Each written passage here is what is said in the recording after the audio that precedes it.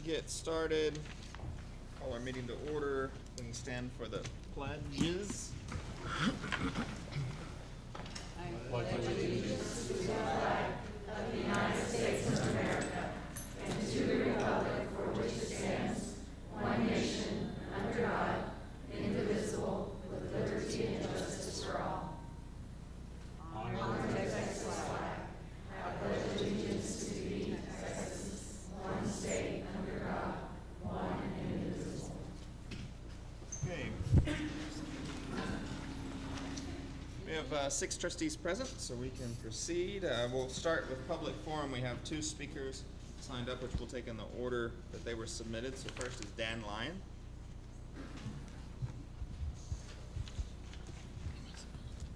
Thank you, President McLaughlin. Last week, we received news of letter grades issued to all the districts and schools in Texas. The SMCISD received a C, or in numbers, a 77. I was encouraged that the district had progressed from mediocre minus to a solid mediocre rating. As I was doing research, I was suddenly slapped back to reality by a website run by the Dallas Morning News. From this website, I quote, "Because achievement has been so lackluster in recent years, the state has set performance indicators to where schools can earn an A if about 60% of students are on track to performing at grade level," end of quote. This means that if about 60% is an A, then a C is far below 60%, much less than a traditional F. A breakdown of Texas school districts shows that almost 20% received an A and 37% a B, whereas only 4.5% received an F. It is clear from these statistics that the district as a whole performed abysmally. This follows on the heels of a rating by SchoolDigger.com that has the SMCISD ranked 785th of 979 districts in Texas. We are rated better than only 19.9% of the districts. This is the lowest score in 8 years, which means that over 80% rank higher. This is in a state which is at 33%, the bottom third in a nation which ranks 17th in the industrialized world. School Digger's data sources are the National Center for Education, U.S. Department of Education, U.S. Census Bureau, and the Texas Education Agency. We were told the teachers were poorly paid, so now starting teachers make just under $50,000 a year, about what beginning engineers make. We were then told that teachers needed us to pay for their health care coverage, so we paid for that. Our TSTA representative said that we needed a 22-to-1 student-to-teacher ratio, so we made that happen. We have spent millions of dollars on facilities far in excess of what we needed, putting us over $300 million in debt. Our pre-K program was sold to us on the promise that it would be paid for by the parents of those enrolled. We are the ones stuck with the bill. We've been told that the standardized tests are unfair, and I thought I was a conspiratorialist. I know that many people in this district are drinking the purple Kool-Aid. However, those outside of the district have no illusions. In a front page story from the August 16, 2019 edition of the Austin American Statesman right here, San Marcos ranked 14th out of 14 school districts in Central Texas. We can no longer bury our heads in the sand. The people who pay the taxes and the children of this district are being shortchanged. It is shameful to vote to raise the effective tax rate when the district is producing such a poor performance. Is that it? Yes. All right. Thank you very much. Sam Brannon.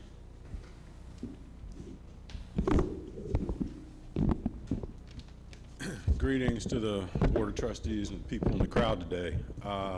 Sam Brannon, San Marcos. And I'd like to compliment Mr. Lyon. He's really good on financials. I've been watching this guy for years go through county, city, and school district financials, and he always knows his business.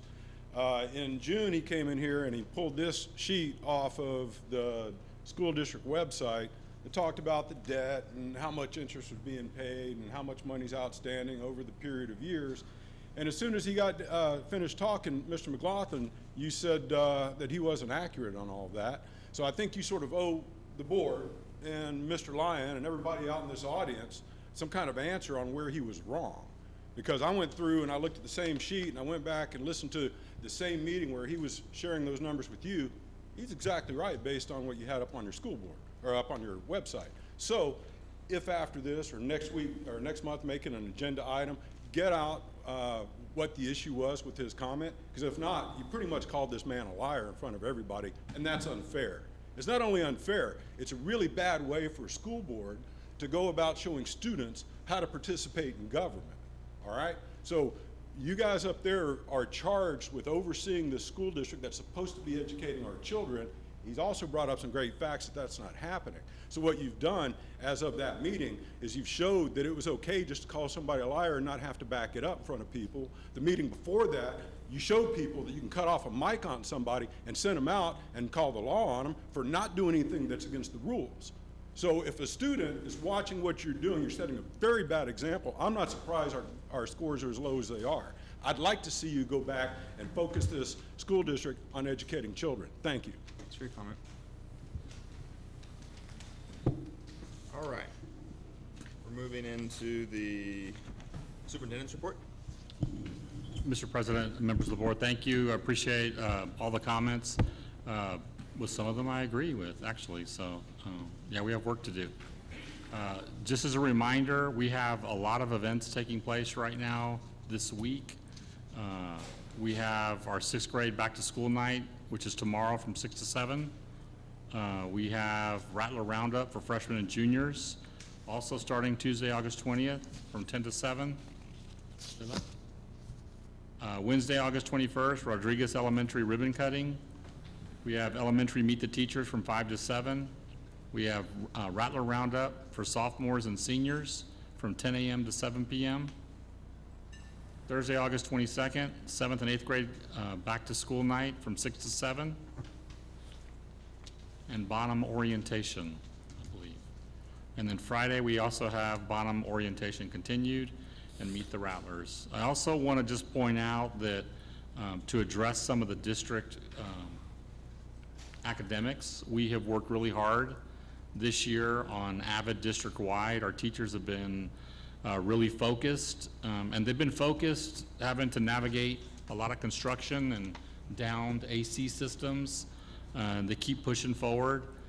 We've had really honest conversations. They have had really honest conversations about where we're at, and we know we have work to do, and they'll take care of it. You know, we've had Canvas training, which is our learning management system, and we've had Fontes and Pinnell training, which is our curriculum that's going in 3 through 5, which we know will help. So just personally, I want to thank the teachers. You know, we have made improvements as a district. Ms. Ruiz-Mills, Dr. Ruiz-Mills will talk about it. We're proud of our National Merit Scholars, National Merit semifinalists, our kids who entered the military, our kids who have earned their certifications, who are all increasing. We're proud of all those kids, and we're proud of the teachers that work with them. But the work never stops.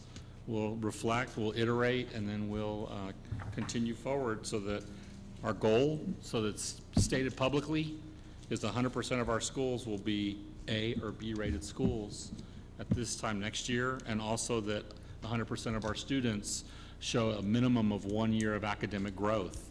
That's what we should expect, is our kids to be growing as they're going through the school system. But with that, I'll turn it over to you, Mr. President. Okay, that takes us to item 6A, construction update.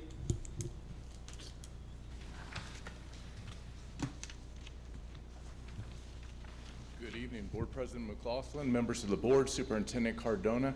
We have the bond presentation in your packet as it traditionally is. And I think, I don't know if they're going to cue it up from behind the scenes or if I need to do it, but we have from each individual project here this evening to answer any campus-specific questions you might have.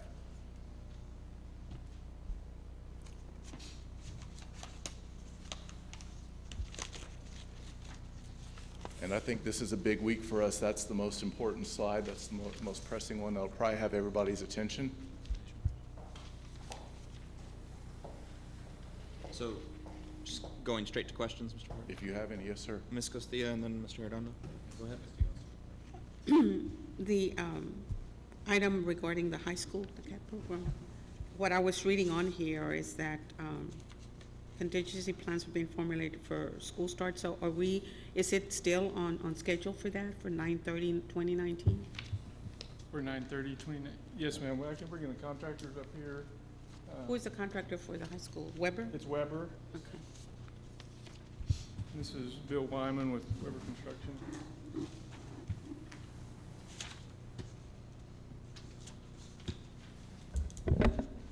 Okay, in our renovations, we're still on track to be complete with everything in both the science wing and then also the ceramics lab by this Friday. We've got all of our inspections and everything that will be occurring throughout the week, so that way we can turn it over to y'all. So it's going to be earlier than what is listed on here? Just the renovation spaces. Yes, ma'am. Okay. In this main building. Okay. Yes, sir. So there's not going to be any traffic in regards to students for getting to those classes? No, ma'am. I have other questions, but I'm going to turn it Mr. over to Arredondo? Mr. Arredondo.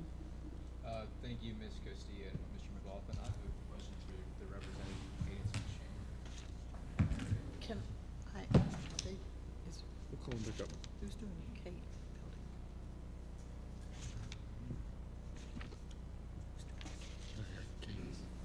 This is Dennis Mauser. He's their construction foreman, and Mark Aviles, he's their project manager. Thank you, gentlemen. My question, more than anything, is from the scheduled completion date to expected completion date. Obviously, we've seen a difference there, and anecdotally, we've been told rain delays. I guess in y'all's opinion, or y'all being out on the sites, what has caused the delays thus far from expected or projected completion date to the new expected completion date?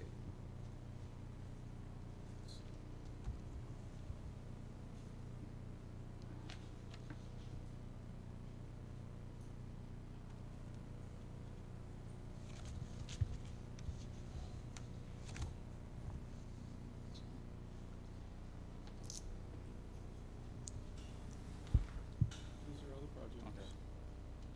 These are what Okay. completion was. With a few of the schools, we had a late delay. We tried everything possible to try to get us up on schedule. A couple of the schools, we had fiber issues with getting some fiber moved, which caused us to start later. And of course, by the time the fiber moved, we got into the rain season, which slowed us down a little bit. Those would be a Crockett and Bowie. We're still slated for, we have finals all this week. Actually, we had finals today, we have finals tomorrow, we have finals Wednesday to get into the schools. For Hernandez, we had some remediation work that had to take place within the school. We had to step back so we could get that remediation work taken care of, and then we were able to catch up, and also too with the renovations for the 3 elementary schools, we came into some structural walls that had to be supported. They had to be re-engineered. That took some time to get those re-engineered from our engineer and Perkins Will's engineer. Thank you. Have there been any challenges, I guess, with staffing at these sites, with construction going on throughout the region? Is that an issue with like subcontractors getting people out to these construction sites to do the work? I know in other projects in other Right. areas, it's been a challenge. I just don't know if that's happening. It here has as been a well. challenge.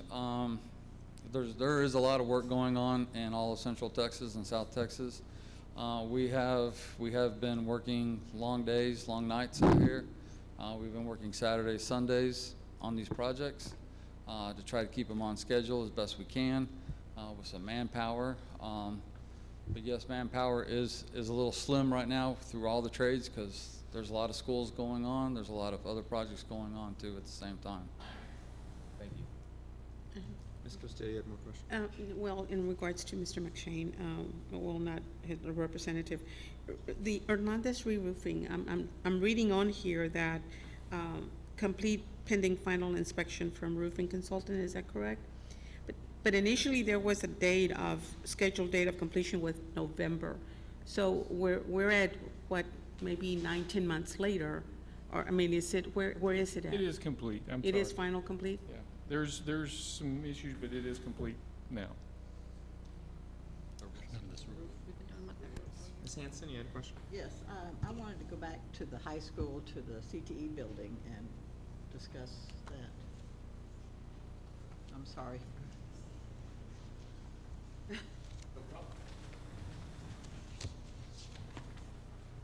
Yes, ma'am. When is that expected to be ready for our students? Expect to be ready for students. We'll be able to have the school move in, be substantially complete on the 1st of October. Yes, ma'am. And so we have, Ms. Barton, plans for housing the students and so they can be educated prior to that? Yes, ma'am. The classrooms that would be in there have found alternate rooms. There's a good deal of loading with the high school, as with all our campuses right now. Our teachers and administrators are doing a superb job making sure it works and kids aren't impacted. Okay, thank you, appreciate it. Ms. Cantu? Rodriguez, we've been able to get the teachers in to start fixing their rooms or not?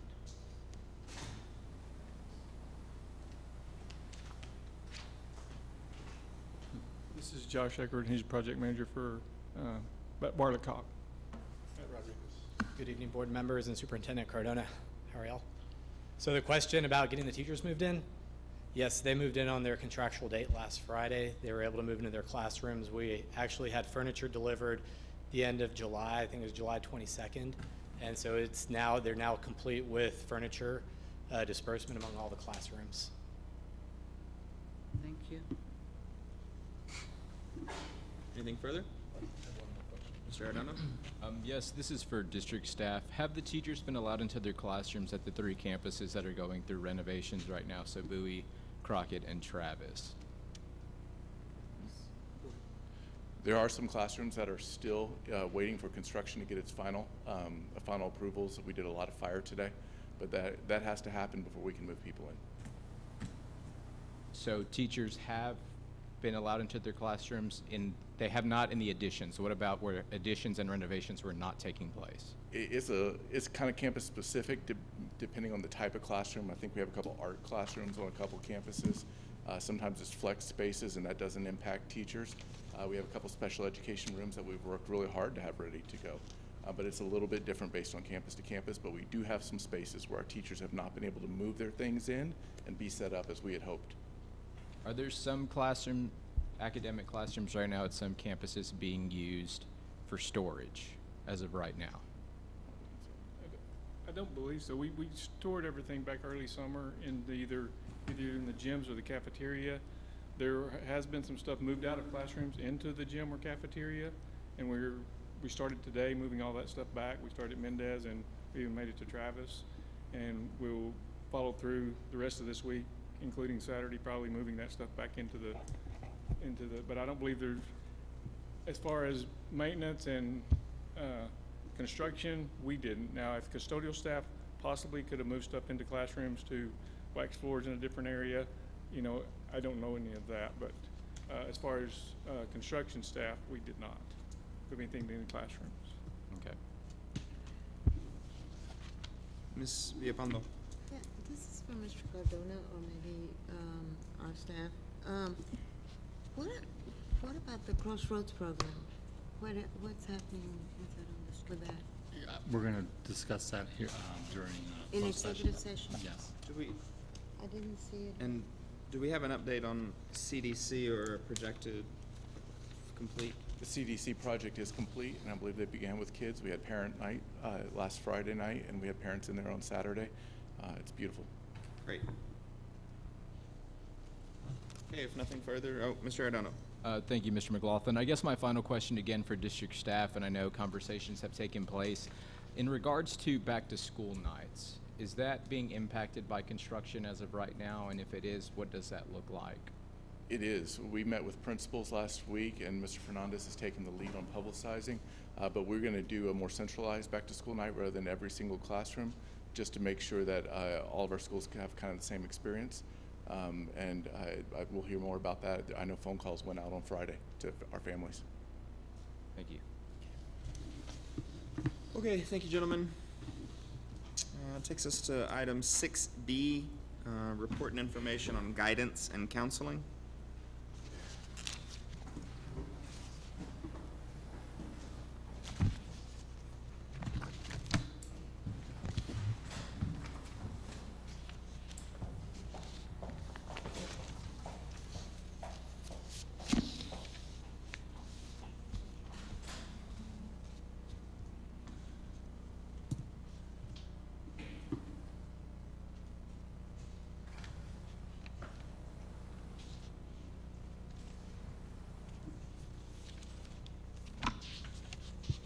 Good evening, Board of Trustees. Tonight, in response to a question that was asked, we will focus on our social emotional learning program in relation to our SROs and our student code of conduct.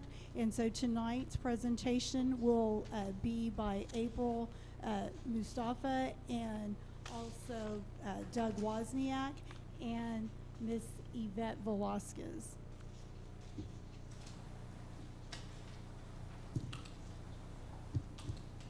Good evening, board members. My name is Doug Wozniak. I'm the Director of School Safety and Transportation.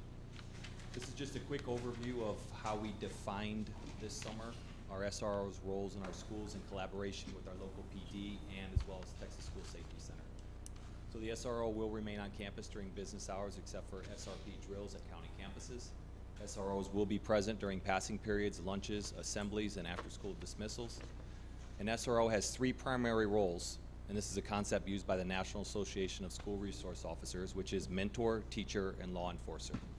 An SRO is not responsible for administrative duties such as discipline and offenses that should be handled through the Student Code of Conduct.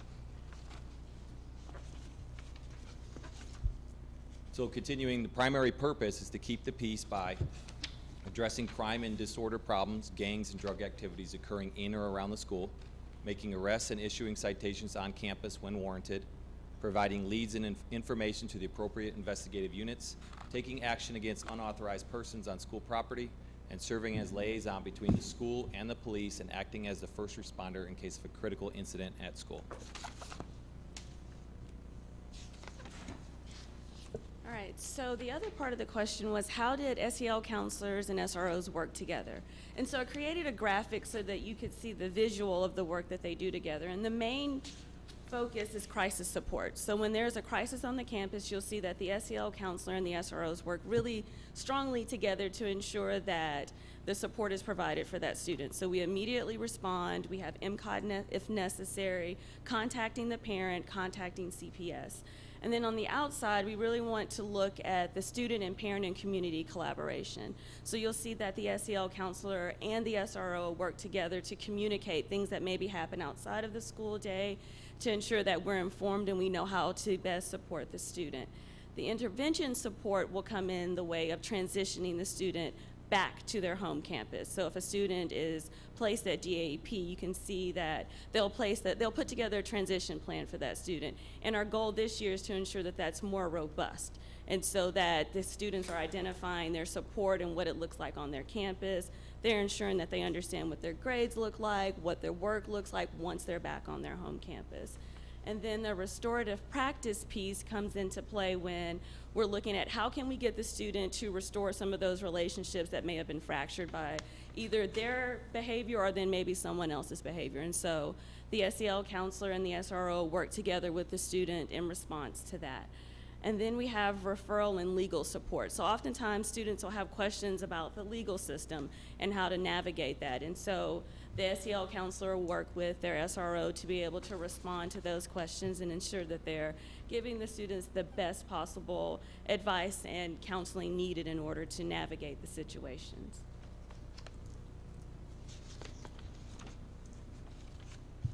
Okay, so I'm presenting regarding the information that was requested on referral data. And looking at the SMC, here on the chart you have side by side of the SMCISD student race/ethnicity compared to the data for students who receive referrals. And so it looks very similar. I don't see that there's any major overrepresentation in any of those race categories. Regarding gender, it's very similar, except you do have a bit of an overrepresentation of males to females that receive referrals, but having worked with children for 20 years, I can tell you that's just a typical scenario, not anything that's alarming. On the next slide, I presented the information regarding referrals that were issued by each campus as was asked, and also the referrals that were issued by age. And so this is the total amount of referrals for every infraction. That can be something as minor as a dress code violation or tardy, including something that's more major.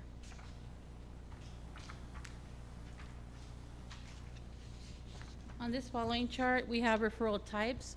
So we have, like I said, minor infractions, which would be a student code of conduct violation, such as a tardy, dress code, insubordination, disrespect, etc. And then you have 19% of all referrals are other referrals that were issued for non-student code of conduct violations, which were your more major offenses. Looking at that 19.36%, broken down into what those other major offenses look like, you have physical aggression, marijuana, other disruptions such as false alarms, etc., off-campus felonies that are Title V and non-Title V, in which our students do get a consequence within the district. And then also for alcohol, tobacco, we have felony drug violations such as controlled substances, and then prohibited items such as knives, weapons, etc. On the following slide, I showed you on how I grouped those infractions, if you have any questions in regards to what each percentage stands for. A few discipline updates that are very important that came through this last legislative session were that there will be an updated reporting requirements for out-of-school suspensions, which would include race, ethnicity, homeless status, CPS support, all of that. Then also districts are now prohibited from placing a homeless student in out-of-school suspension. That's new this year, as well as, like April mentioned, requirement of a specifically designed transition plan for students going from the DAEP program back until their home campus. Also, any work that is missed by a student that is placed in ISS or OSS in school suspension or out of school suspension, work must be provided to include one option that does not include the use of internet. Also, schools must consider whether a student is homeless or under state protection when determining the disciplinary consequence. And then lastly, student removal from a classroom and assignment to a DAP for harassment against a school district employee is now an option that can be considered by the campus behavior coordinator. Ms. Castillo? On the discipline data page, where you put, this page is 11, page 11. Yes, The 406 of 13-year-olds, that's basically your elementary level students? no, ma'am. Elementary, we get into middle school about 11 years old. Middle school, I'm sorry, Yes. middle school, yeah. Oh, yes, middle school. Mhm. That's a high number. I know you make reference to code of conduct or dress code or whatever. So about what percentage of that is that? That's somewhat concerning to me, that age group, that it's real high.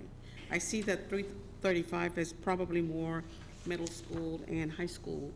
Maybe some middle school people are 15 or starting high school. Is that primarily high school there? 15, right, that would Are gonna be primarily- high school? Mhm. And so you have, if you have a referral, let's say, for example, if a student is insubordinate to a teacher and they're sent to the office and all there is a conference, a phone call home, that's still a referral because it's documented. So at that age, there could be a lot of that documentation going on where it's just for documentation purposes and to notify the parents. And so I believe that at that age, a lot of documentation is going on because behaviors can be progressing, and also to look back and make sure if there is a progression that the discipline is also progressing with that. On the discipline updates that you just gave, is there a plan for addressing all this from your department? Yes, it's in the student code of conduct, and Eeoc will also be with the Kansas Citizen doing that behavioral.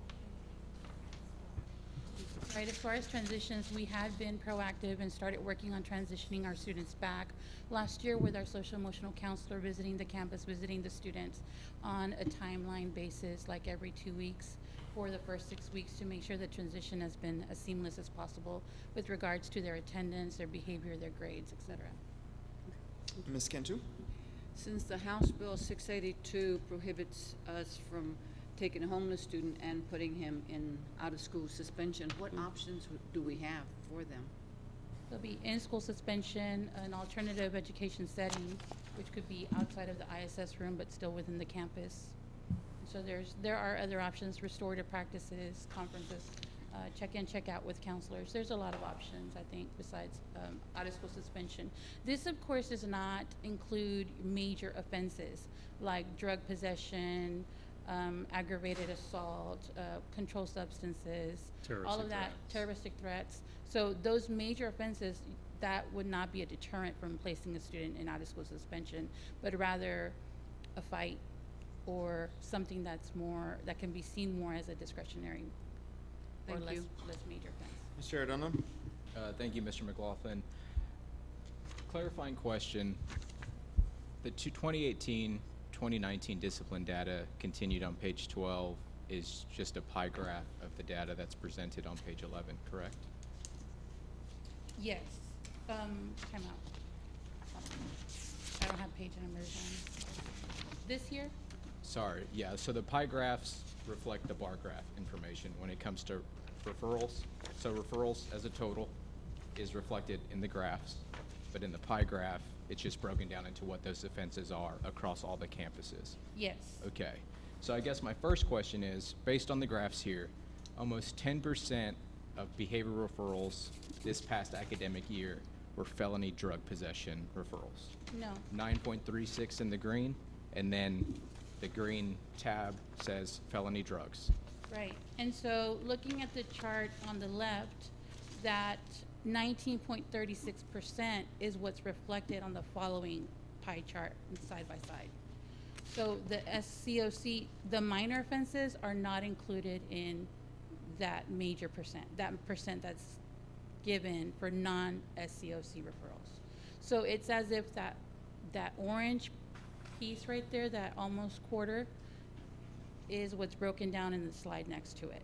It's not the 100% that's broken down, it's the 19.36% that's broken down.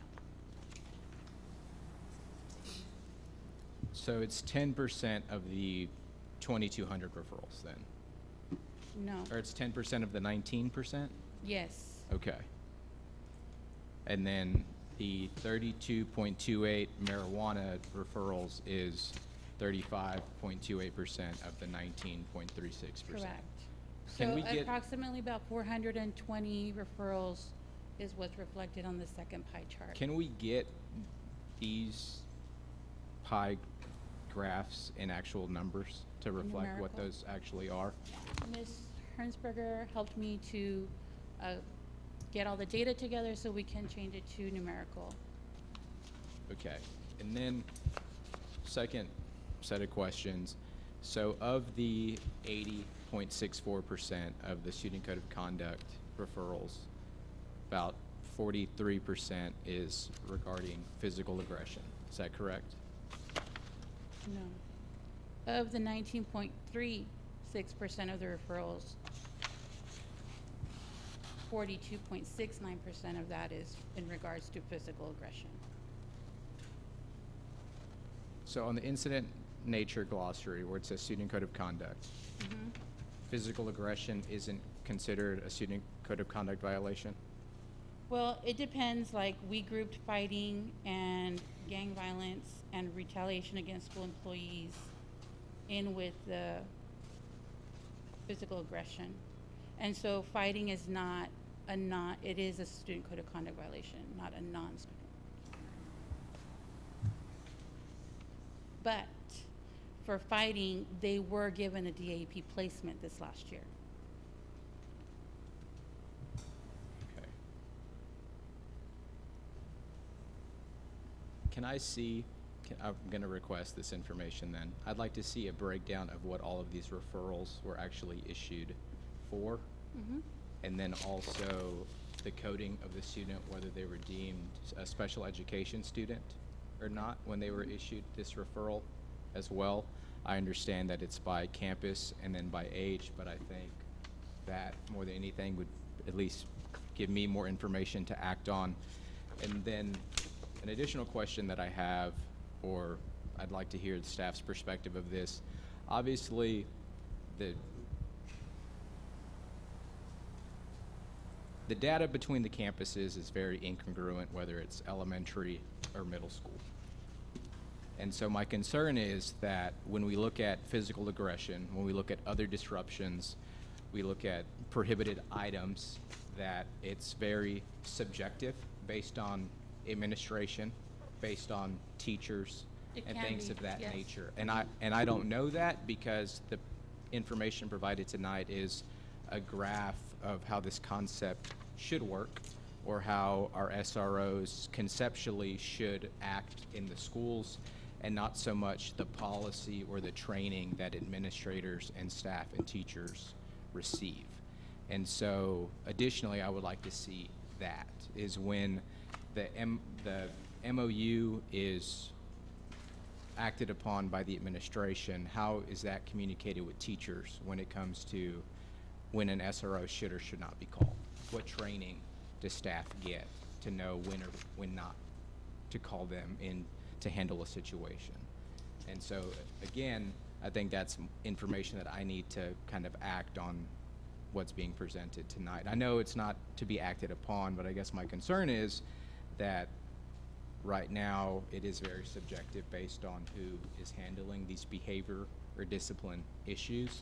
And so I'd like to see the actual policy that staff are directed to follow when it comes to some of these situations. In regards to SRO participation in Well, the, I mean, in regards Referral to or- physical aggression, I mean, is that Well- actual physical altercation where someone could be ticketed for assault, or if someone pushes somebody in the hallway, or is that up to the administrator or the teacher who sees that act take place? right, And so, as of right now, I don't know how that is acted upon in the district. Again, in theory, I understand what we're endeavoring to do.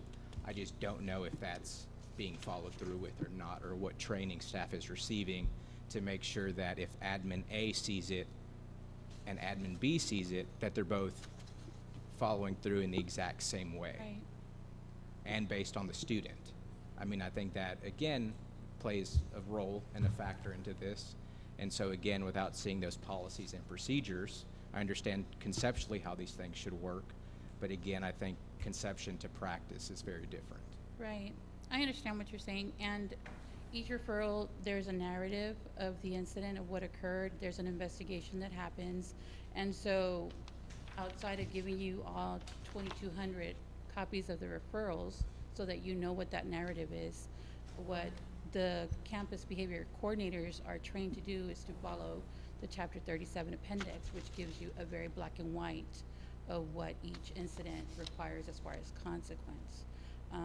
But definitely understand that you need to see the bigger picture. And so, again, if I could see what that training takes place, or what this appendix is, or who these behavior specialists are, who kind of go through these documents to make sure that our, punishments, our mediations, or whatever that looks like is being, enacted with fidelity, is something that I would be interested in, to make sure that our students are not, I mean, the school to prison pipeline exists, and my concern is that when we have SROs on every campus, and when we, look to them to help address some of these issues, at what point does someone who has the possession of marijuana on them go to the SRO, because that's kind of the way that it's always been, or does it go to a social and emotional counselor to make sure that they go to the Hayes Caldwell Council on Alcohol and Drug Abuse?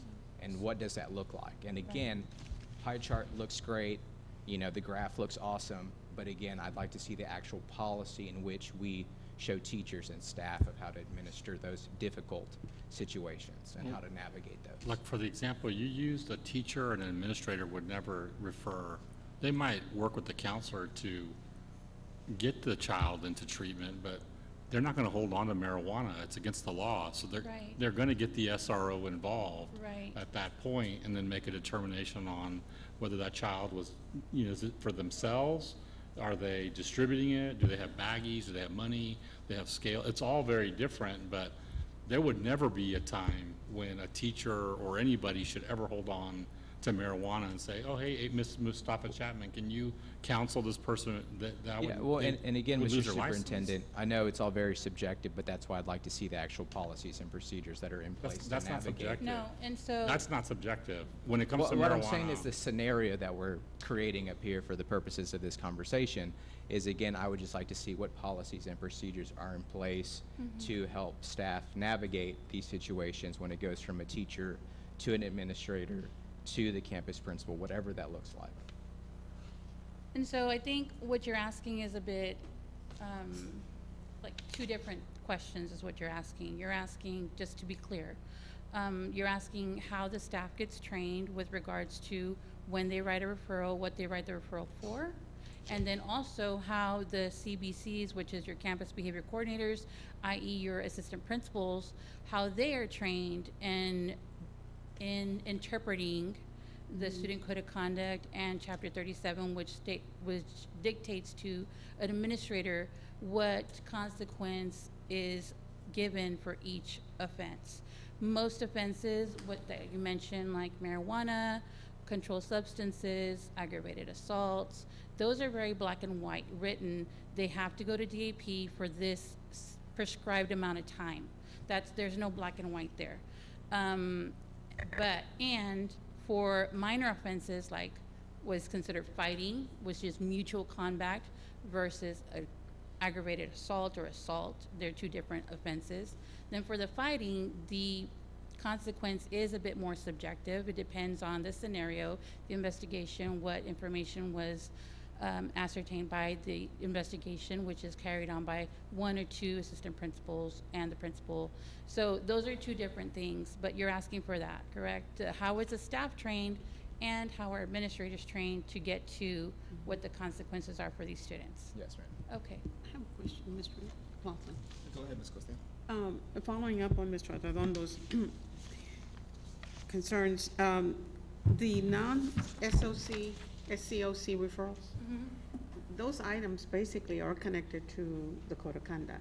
Yes, Okay. they're all connected. Right, and so, but even though it says non-SCOC, so at some point in time, it's like what I think you were saying, Those go to summarizing exactly what he wanted, because I think this is where I'm at too, is that, I mean, if these are non-SCOC referrals, but it's still addressed in the code of conduct, you know, if the administrator is getting the referral from a teacher or whatever, so what guidance does that administrator have in order to determine this is or this is not? Because they're all part of what is in the code of conduct. Yes. So and I understand the law is the law. Right. But at what point is it broken off from one direction to the other one? Right, I Yeah. understand what you're saying. And so if a student were to have possession of marijuana in the classroom and the teacher were to write the referral, the teacher would still immediately summon an administrator. They wouldn't sit until the end of the class period and Right. wait for the period to be Right. over for transition time, walk to the office and let the kid go to the next class. I mean, it would be handled immediately. There would be no wait time. Ms. Hanson? Mr. Cardona, what campuses do we have SROs stationed at? At all the secondary schools. Okay, so at Lamar High School and the two middle schools? The two middle schools, yes. Okay. I appreciate my colleagues' information request, and hopefully y'all can provide some policy guidance if whatever there is at least. And I was encouraged by the numbers that there wasn't a disparity between the ethnicity of students attending and the referrals. That would have been alarming. I was encouraged that the very low number of incidents at the high school, at least anecdotally, I thought that number would be higher compared to how many kids there were. And then the Goodnight and Miller are really fairly even, considering that there's quite a few more kids at Goodnight. So I found this to be very instructive, so I appreciate y'all providing it. Any other questions? Mr. Arredondo. Thank you, Mr. McLaughlin. I guess my last question for the evening regarding this presentation, Ms. Velasquez, is, and the superintendent alluded to it, and I agree wholeheartedly that there are some events that occur that there's just no ifs, ands, or buts of how that situation is dealt with. And I guess my question is, I'd like the school district, through policy and through data collection, where is that threshold of all of these things we can handle internally? Like, here are the list of things that we can take care of as a school district, as administrators, as teachers, as educational professionals, and then here are the things that have to go to SROs. And I would like to see the data that follows. The only thing that goes to SROs are the things that have to go to them Penal based code on, violations. yes, and then everything else. And again, if you can present that in a way here that shows me that that's what's happening with fidelity across all campuses, across all populations, great. But I guess that's, again, more information that I need from staff to ensure that that's what's taking place. And if it is, then great. But again, I'd like to just know that as a matter of fact. So you want to know that all penal code violations are being enforced and That, I mean, I know at Given one to point the- in time, and we've come a long way from this, is where students were getting citations for disrupting classrooms. not, And that, no, I mean, that's against the not- law now. But, I mean, a very long time ago, but again, Mhm. it's the data that matches that and making sure that the discipline referrals that are going out, that the redirecting these students to, school resource officers, that is not happening. And again, it's my understanding that it's not, but again, having that data would empower me as an elected official to say that I can guarantee that those things are not happening. Right, and I believe that Mr. Wozniak's portion of the presentation addresses what the SRO roles and duties should be and are now. And so I think having that defined very clearly in the student code of conduct now, because it's the first year that that's been added in the student code of conduct, I think that's going to help us to remind ourselves as administrators what they can and can't do. So an SRO cannot be expected to remove a student from a classroom if they're being disruptive. That's not what they do. That's not part of their duty. Where in the past that could have been very easily seen multiple times in a day. However, I think that having given them a very clear description of what their roles are and are not in the student code of conduct for parents to be able to read and see and understand, I think that's going to hold us to that accountability as well. So I appreciated that portion of the presentation, because it's not been in there before, and it is now. I think with school safety being a very hot topic for a very good reason, I believe that having these rules more clearly defined is going to keep them available for incidents that are truly an emergency, truly an incident of a penal code violation, and so their time is not wasted and our time is not either. So I think, is that the answer to Mr. Arredondo's question? Are only penal code violations referred to the SROs, or is there a subset of non-penal code violations that are also referred to the SROs?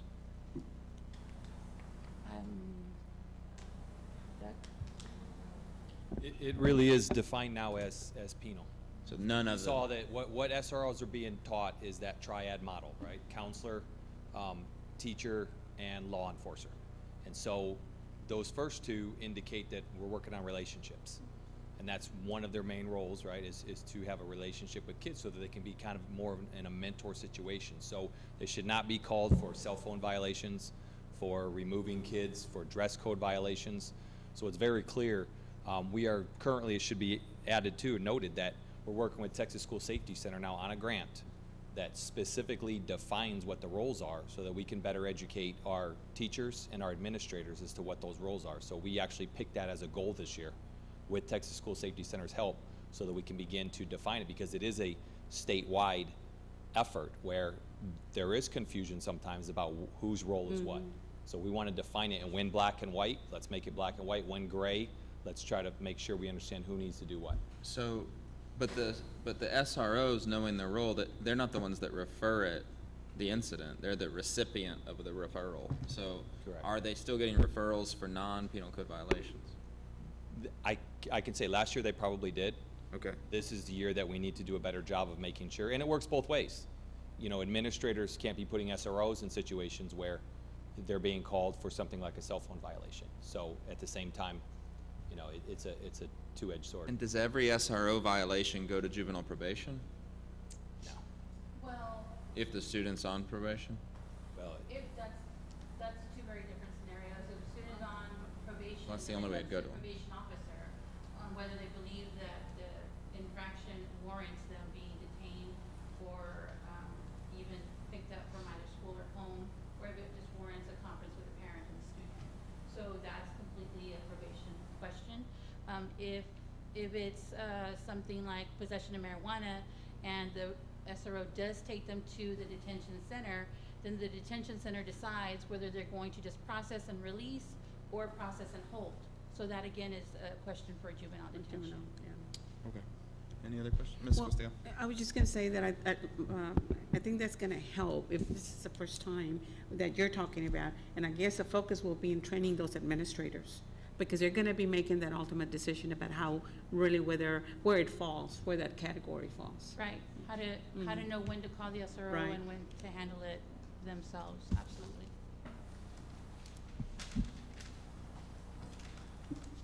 Any other questions? Okay, if no one objects, and none of my colleagues object, I'd like to move 6D up because I anticipate 6C will be quite lengthy, and we do have a couple of officials here from the city to present.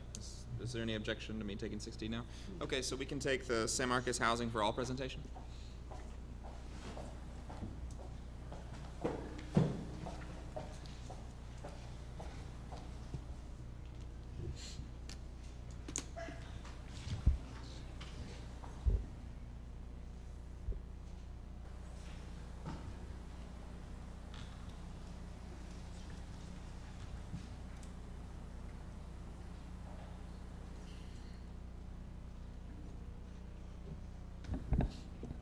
Hi, good evening. I'm Abby Gilfillan. I work for the City of San Marcos, and I appreciate the opportunity to be here today to talk to you guys a little bit about our program, SMTX for All.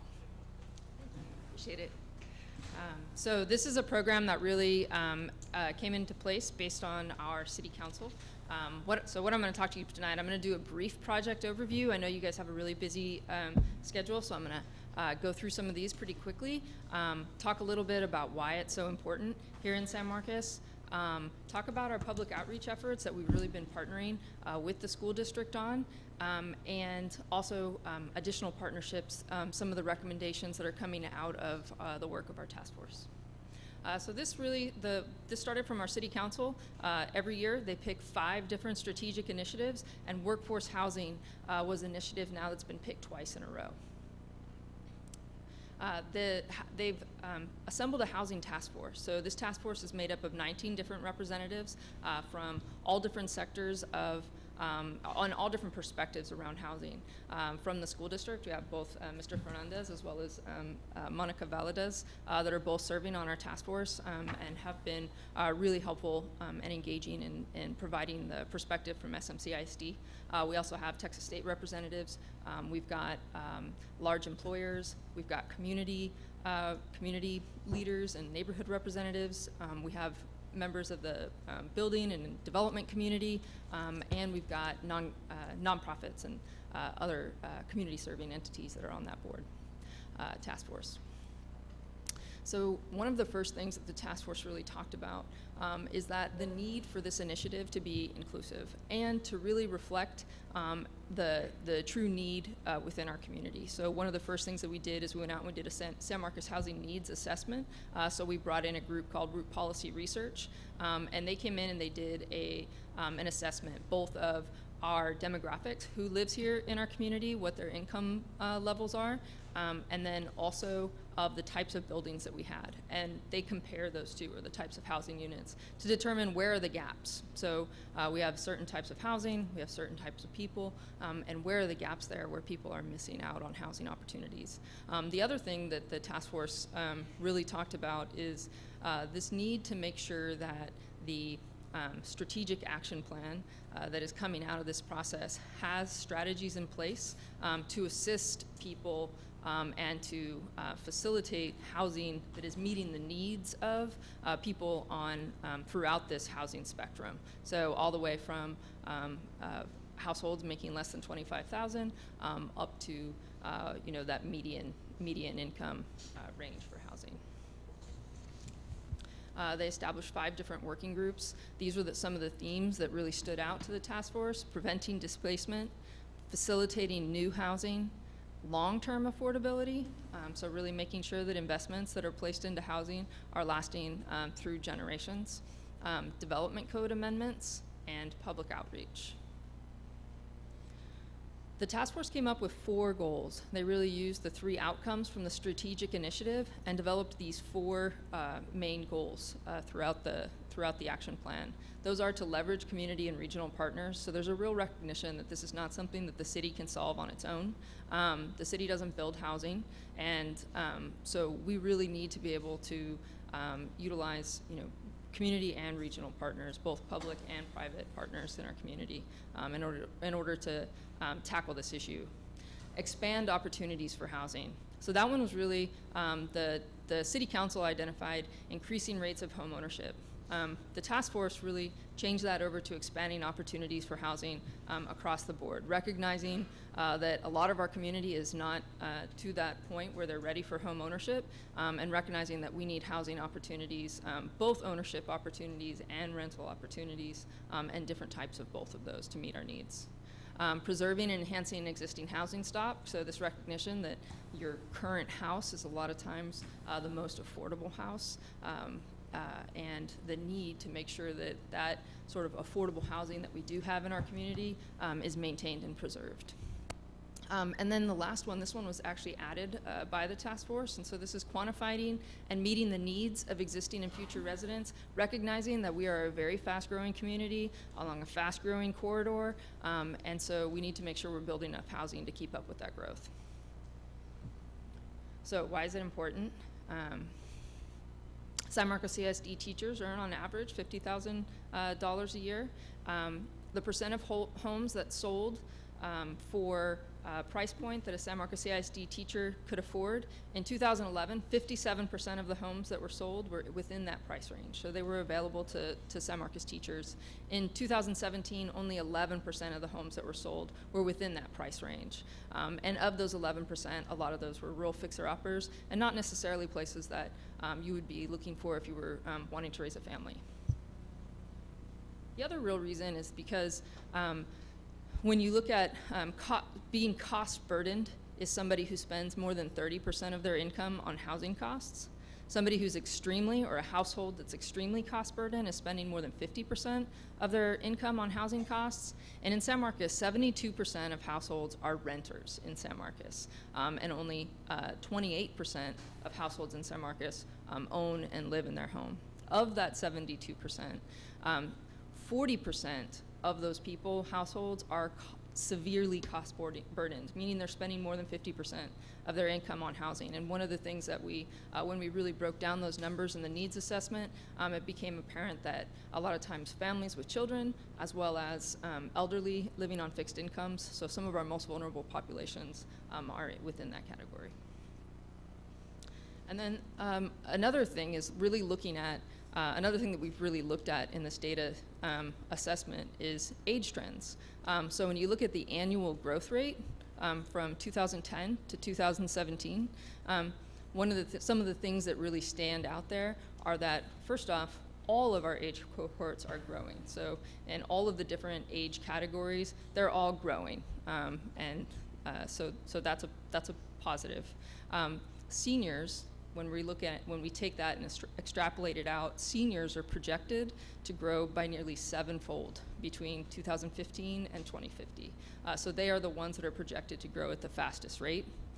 College-aged adults actually have the lowest growth rate. So, but it's that age of young adults, so right after college. So a lot of times with Texas State, people go to Texas State and they stay and they remain within San Marcos, and that's the age group that's growing the fastest. Where you see a big drop-off is when folks get to that age of about 34.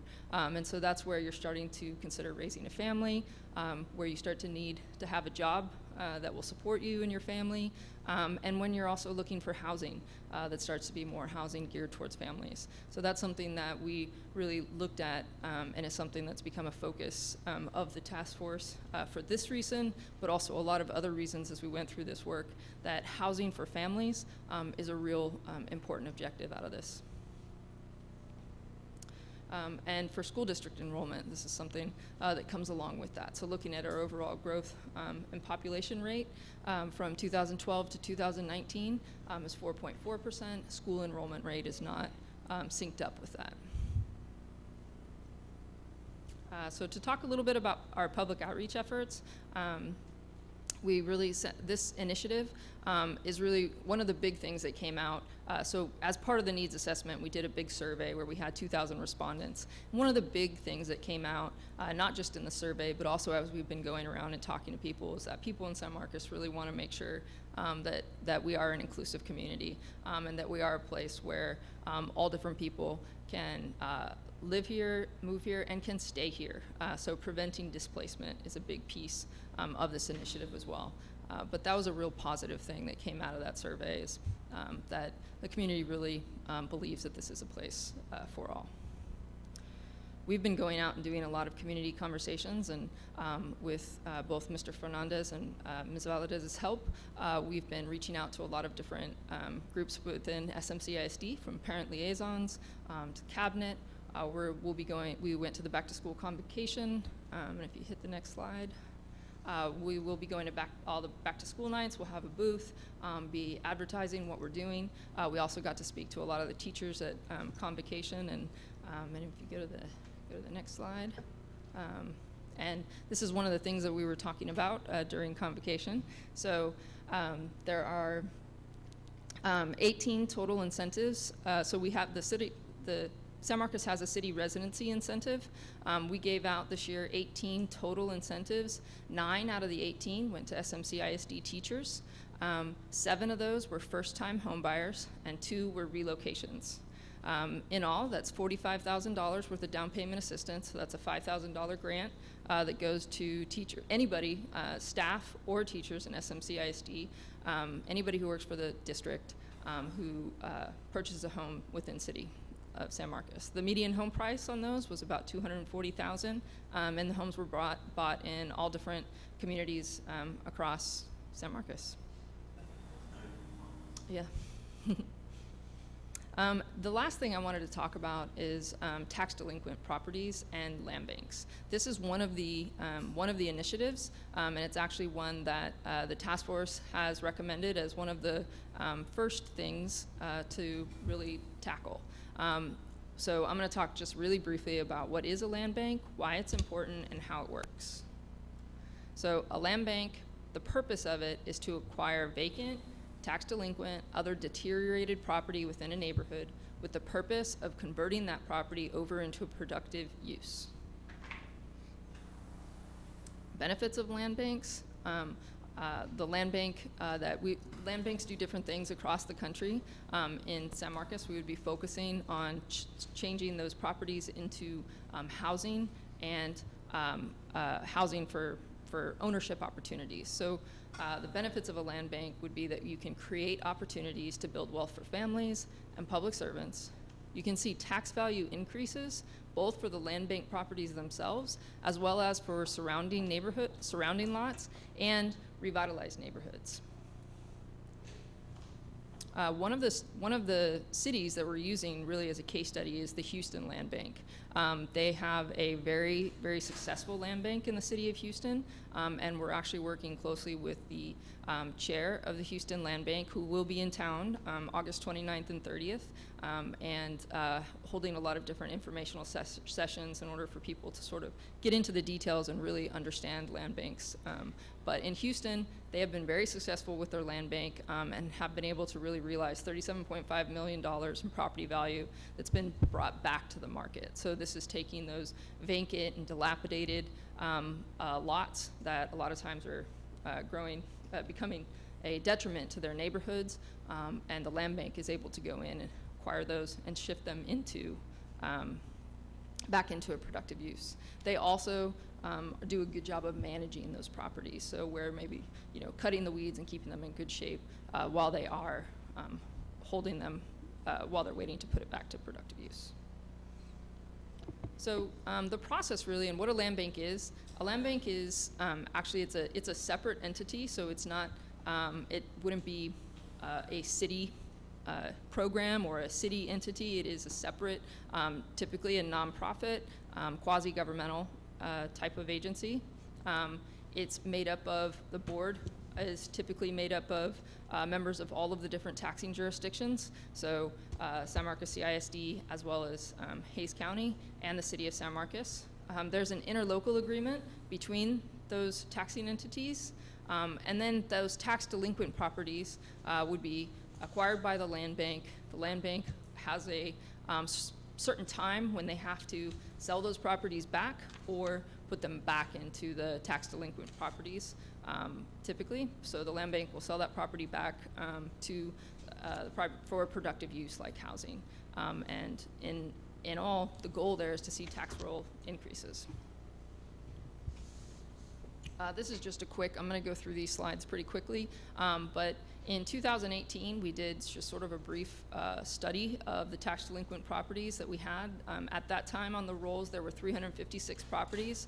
When you looked at that, which properties had multiple year delinquencies, 165 out of that.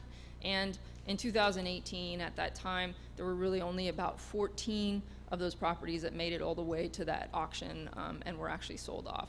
And of those, we took those 14 properties and looked, and there had been no permits pulled. So those properties still sat vacant. I did a quick sort of cost-benefit analysis. This is essentially looking at 5 of those properties out of the 14 that were vacant. So we got rid of the properties that had buildings on them because the land bank is really looking at vacant properties, not wanting to go after any properties where people are living there. A land bank, the land bank would be, it's a tax exempt entity, and it can hold the properties for 2 to 3 years. In this, the assumption is that these new units that were constructed were appraised for somewhere around $125,000, and I'm just including the taxes that would go to SMCISD. So looking at this, essentially, the sales price for those 5 properties was about $11,500. For 2 years, they would be, for 2 years that if they were in the land bank, they would be tax exempt. That's somewhere around $2,600.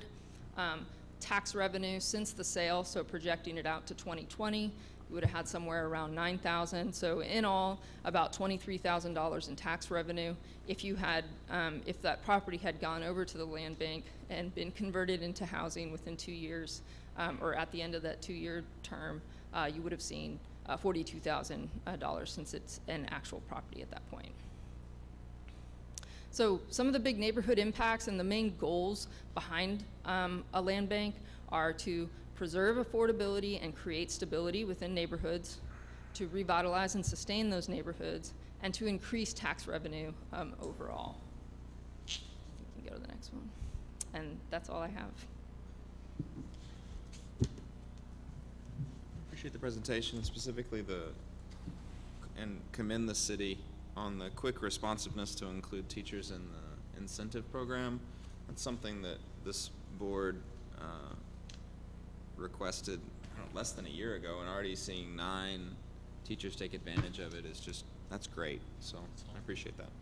Anybody else have any questions on the presentation? Okay, thank you. Thank you.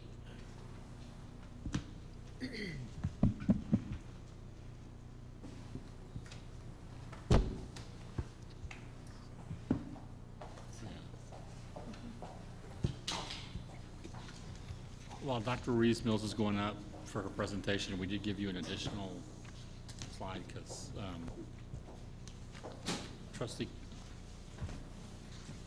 one of our trustees had asked for numbers, so we did give you the numbers. We know you like to look at numbers. So. Yes, it is.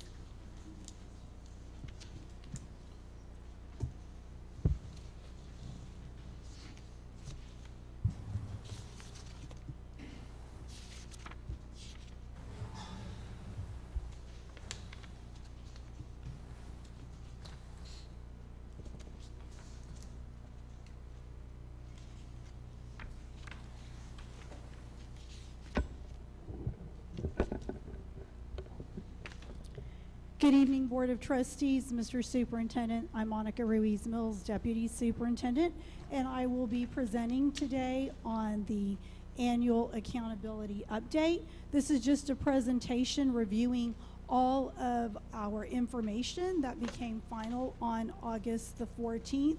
At a later time in September, we'll hold a community meeting, preferably during a board workshop, where each campus principal will present their data along with their plan for improvement. Again, we have our core commitments, which are all aligned to the 3 domains of the accountability system.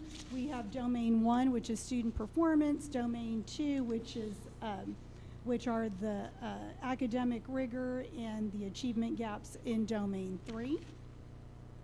And we've also embedded some TEA slides, just so you can see how the data correlates with what TEA has implemented. We're starting off in this, we moved some of the slides around from your board book, but the distinction designations, we had 3 campuses receive distinction designations. We had Crockett Elementary receive 3 distinction designations in academic achievement, ELAR, academic achievement in math, and post-secondary readiness. Hernandez Elementary received a distinction in academic achievement in ELAR, and Miller Middle School received a distinction in post-secondary readiness. Distinctions are based on the performance relative to a group of campuses of similar type, size, grade span, and demographic. Again, here is the accountability rating labels. In 2018, only districts were given a letter grade of A, B, C, D, or F, and campuses were given a Met standard rating. This year, campuses and districts will receive an A, B, C, D, or F rating. Again, it is a 3-domain system. Schools and districts are getting 1 letter grade based on the 3 domains of student achievement, student progress, and closing the gaps, and this determines the grades. SMCISD this year received an overall letter C, as we heard earlier. We received 77 out of 100. This time last year, as we were going through the grade rating for the school district, the charge was to push towards a B in 1 year with anticipation of that happening in the following year, which would be this year of 2020-2021. So we did receive an overall C. We did receive a C in each domain. We received a C in student achievement, a C in student performance, and a C in closing the gaps. The C in closing the gaps is a 73 out of 100. Last year we had received a D in domain 3. We were 63 out of 100. So we are moving forward. We increased by 10 points, got that to a C. The previous slide again, in domain 2, we actually had a 79 out of 100, which was 1 point away from a B. So again, we are showing growth. With this slide, we just show how each domain is broken down. You have elementary and middle school where 100% of domain 1 is based on STAR performance. The high school, 40% is on STAR performance, but it also entails CCMR and the graduation rate. Remembering that CCMR and the graduation rates are based on lagging indicators from 2018. Domain 2, you have 2 parts. You have student growth and relative performance. Student growth and relative performance, they take the best of 2. And then in domain 3, you have closing the gaps, which we'll look at in a little bit, but it's basically every student population. Go ahead, next slide, and that's worth 30%. A simpler perspective, not that anything is simple with this. In domain 1 is performance, domain 2, growth and performance, taking the best of either one, and closing the gaps is growth and a performance mix. All right, so student achievement domain weighting, this is just the TE slide, but basically reiterates what I've just stated. So going on, student achievement shows how students perform in reading, math, science, social studies, and writings. And now we're going to go ahead and we're going to look at the data. This is a 3-year state-to-state comparison. It does not include the substitute assessments. You have Algebra 1 going from 2017, 2018, and 2019. This includes every student, including all of our 8th graders, the 7th graders that took Algebra 1, and our high school students, along with our English 1, English 2, biology, and U.S. history students. That's the 3-year comparison going across in the approaches, meets, and masters. Right here, this is SMCISD is the top bar graph with the state of Texas below. For English 1, we had 383 students. In English 2, we had 542. For biology, we had 584. And for U.S. history, we had 485.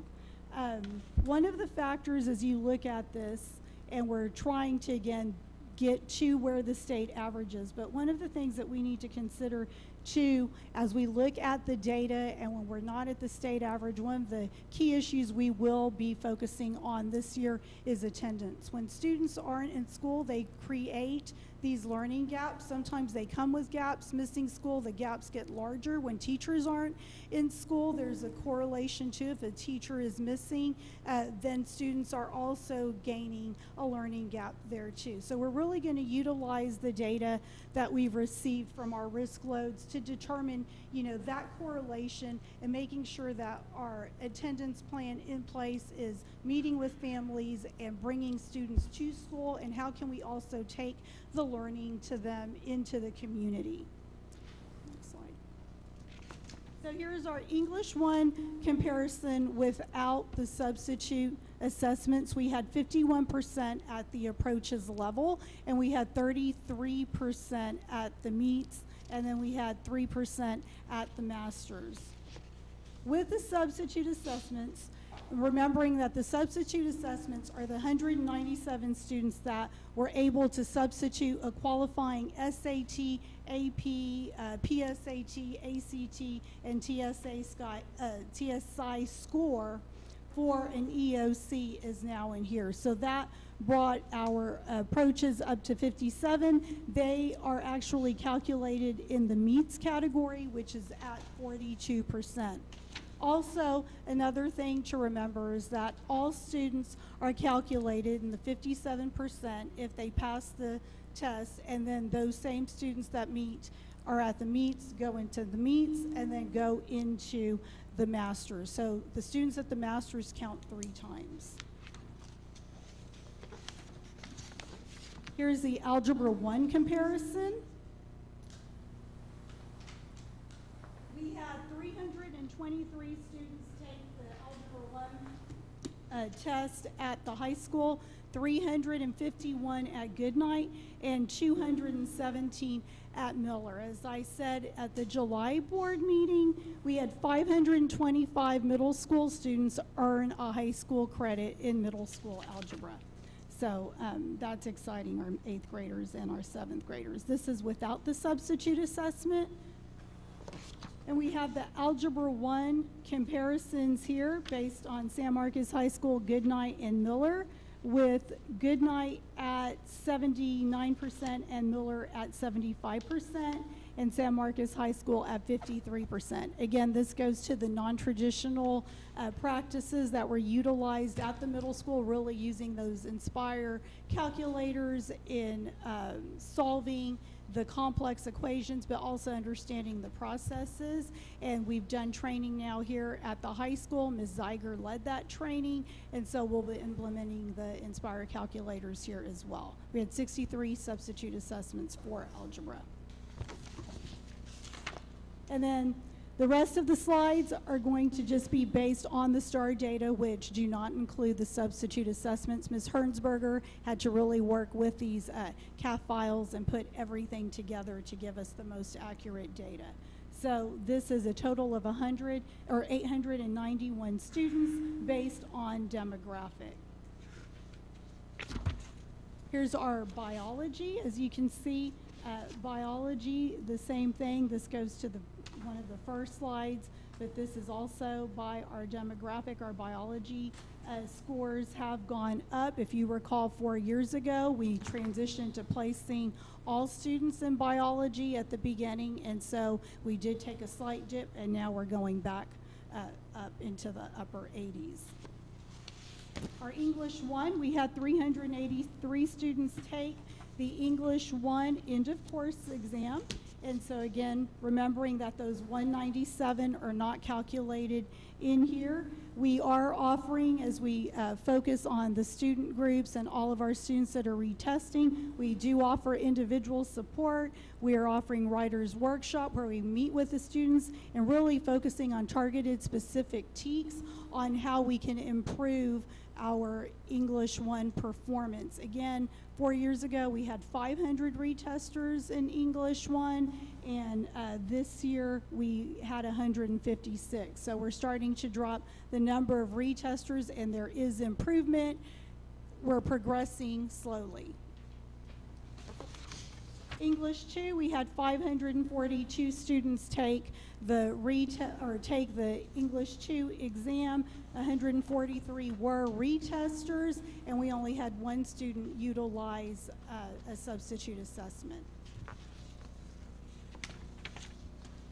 U.S. History, 485 students doing incredibly well in U.S. History.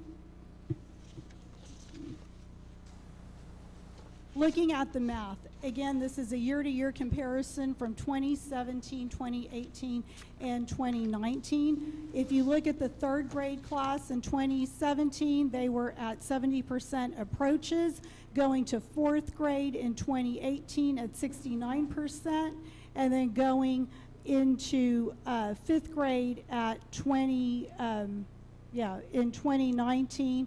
So they've moved up. I'm reading the wrong numbers. I'm sorry. I can't see without my readers. And going to 2019, we did have 54% or 78%, wrong column. So 78% in grade 5. So that year to year from 2017 to 2019 in math has gone up.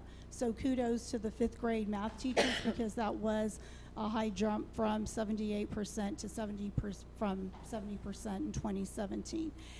Year to year going from third grade last year was 63% to fourth grade this year was at 54%.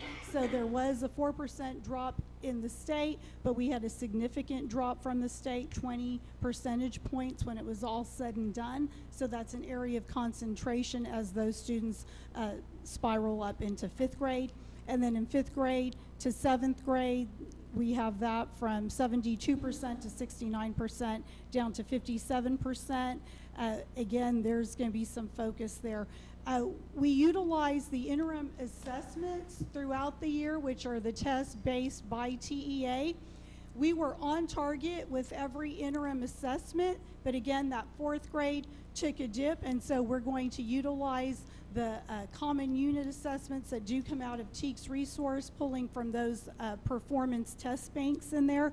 We also need to make sure that we're scaffolding the instructions so students are able to process and develop the skills necessary as they take the test. In the event they don't know how to answer a question, they can process through it and actually make a guess that is along the lines of the answers that may be provided.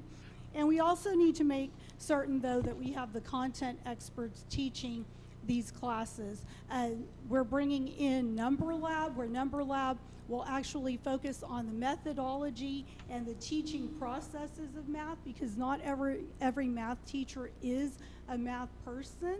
But we also need to make certain that when we are differentiating the instruction, we're not lowering the standard. We've got to make sure it's still at a high level of rigor for students to attain the necessary standards that are needed to pass. Really, the student outcomes aren't going to change if we don't focus on changing the teacher and adult practices.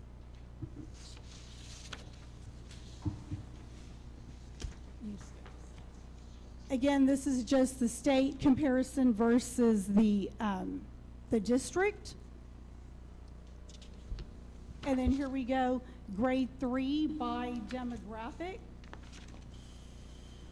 As we start going through the following math slides, we're going to notice a trend with our student groups, starting with special education. That 72% did not meet.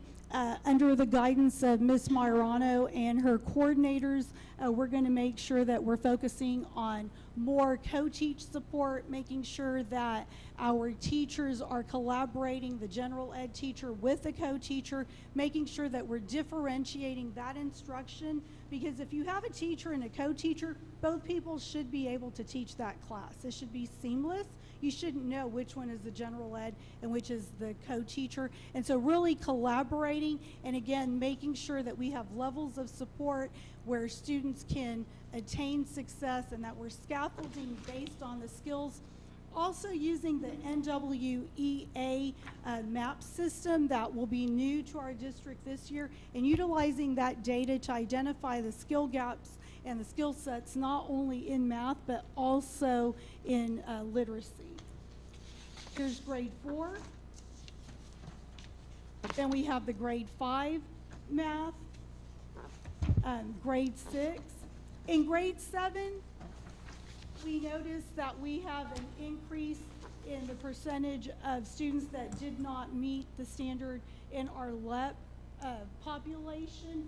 Again, going back and revisiting our SIOP strategies, because those aren't just best practices for, you know, our LEP students. They benefit all students, but also making sure that we're including the scaffolding of the instruction and making sure that we're allowing time for repeated practice so the students can acquire the procedural knowledge necessary in answering the questions as they go through the processes, and really simulating what those concepts and those processes look like as we're going through our common unit assessments, so they can then transfer that to the test itself. Again, this is performance. So all of these, taking this data and reflecting on the classroom. The classroom is the dress rehearsal leading up to the performance.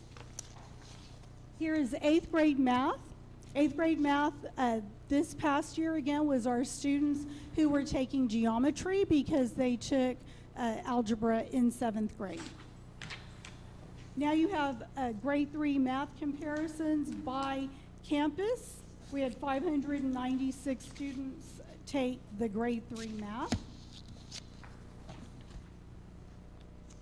Grade 4 math comparisons, 590 students.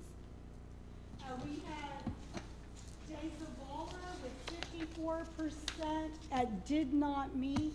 And again, we had Travis at 65% at did not meet. So the goal is you want to have your approaches at 50% or above. So when that did not meet goes above the approaches, then that's where we asterisk that. And so again, 4th grade math was a concern.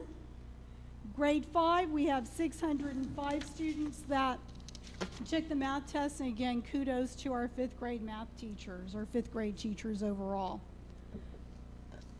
6th grade math comparisons, 612 students took the test, with Miller at 78% and Goodnight at 75%, with an overall average of the district at 76%. Grade 7, 499. Some of the students in grade 7 did take algebra, but we had 57% at Miller and 56% at Goodnight, with an overall district 57% average. And then we have our grade 8 math comparisons. Those are the 7th graders that, or the 8th graders that took geometry, took the 8th grade math test, and we had 93 students take that test. Going on to reading, we have year-to-year comparisons. Again, if you start with 3rd grade in 2017 and go to their 4th grade year in 2018, we've improved 1 percentage point there. And then spring of 2019, we've improved another, so showing gains. Same thing going from 3rd grade in 2018 at 66%. To spring of 2019, when they were in 4th grade, we had a slight dip of 65%. And then going through the 6th, 7th, and 8th grade, in grade 6, 60%, then going to 62%, and then up to 70% in the spring of 2019. So we are showing some gains in literacy. Here is the comparison, again, just the district on top and the state on the bottom. Still slightly behind the state, but as the superintendent mentioned earlier in his report, our goal is to increase all around, and with literacy, we want to increase by 10%. If you increase by 10%, you are at or above the state average. And so that will be a goal as we continue to grow our students. One thing we do need to discuss on literacy is Ms. Dre did get us a $180,000 reading grant through TEA. That's the redesigned reading academies, and Ms. Laidley will now be our literacy specialist throughout the district. She received intensive training this summer from TEA, and it's ongoing. The academies will include 60 of our teachers in grades K through 5, and they will receive job-embedded training on teaching literacy, and they will also have access to high-quality resources, and Ms. Laidley and the teachers will then bring that training back to their campuses so we can train the remaining teachers. And so that was very exciting for us. Here we have our reading by demographic, grade 3 reading, and you have grade 4 reading, grade 5, and grade 6, and again, focusing on all of our students, but on our special populations as well, redesigning that co-teach model, what type of support are we going to have in the classroom, and are we doing a push-in or a pull-out? At the end of the day, all of this boils down to Tier 1 instruction. What is happening in the classroom all of the time? We have our 7th grade reading, our 8th grade reading, and then we go into our 3rd grade reading comparisons. Again, 595 students across the district took the grade 3 reading test. Our grade 4 reading test, we have Travis with 53%. It did not meet. Again, that was the 4th grade slide that went down.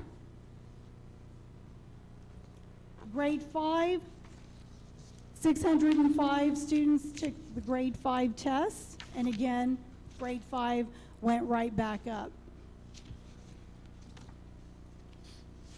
In grade 6, 611 students took the test, Miller at 58%, Goodnight at 55%, with an overall district score of 56%. Grade 7, 617, with Miller at 62%, Goodnight at 65%, and the district at 63%. And then we have our grade 8 reading comparison with 585 students, with Miller at 67%, Goodnight at 72%, and the district at 70%.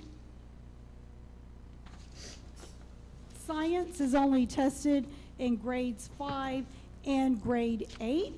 We are showing significant improvement in the science test. The implementation of science fair at all grade levels really has given our students hands-on learning experiences. Students are also able to do the research, but also take that research and through the inquiry process, work on their writing development as they're writing about what they're researching and they're analyzing and summarizing. So that's been a great benefit. We're going to continue doing that. But also our science coaches have worked on vertically aligning the scientific inquiry and design plan, implementing a vocabulary model with the science teachers that they can use as extra support when they are going through and learning and defining the new scientific terminology. We also have the use of STEM scopes in our district, which that's been a process over the course of the last 2 to 3 years, bringing that in. So now we have these interactive labs where students can go through that, and it also aligns the TEAC not only to science but to also the reading TEACs and the mathematical TEACs, and so it's integrated all at once. And our principals have really, you know, taken the challenge and realized science is no longer an option. It must be taught throughout the course of the year, weekly, daily. Again, here the SMCISD and Texas science scores. 607 students took the test in grade 5 and 584 took the test in grade 8.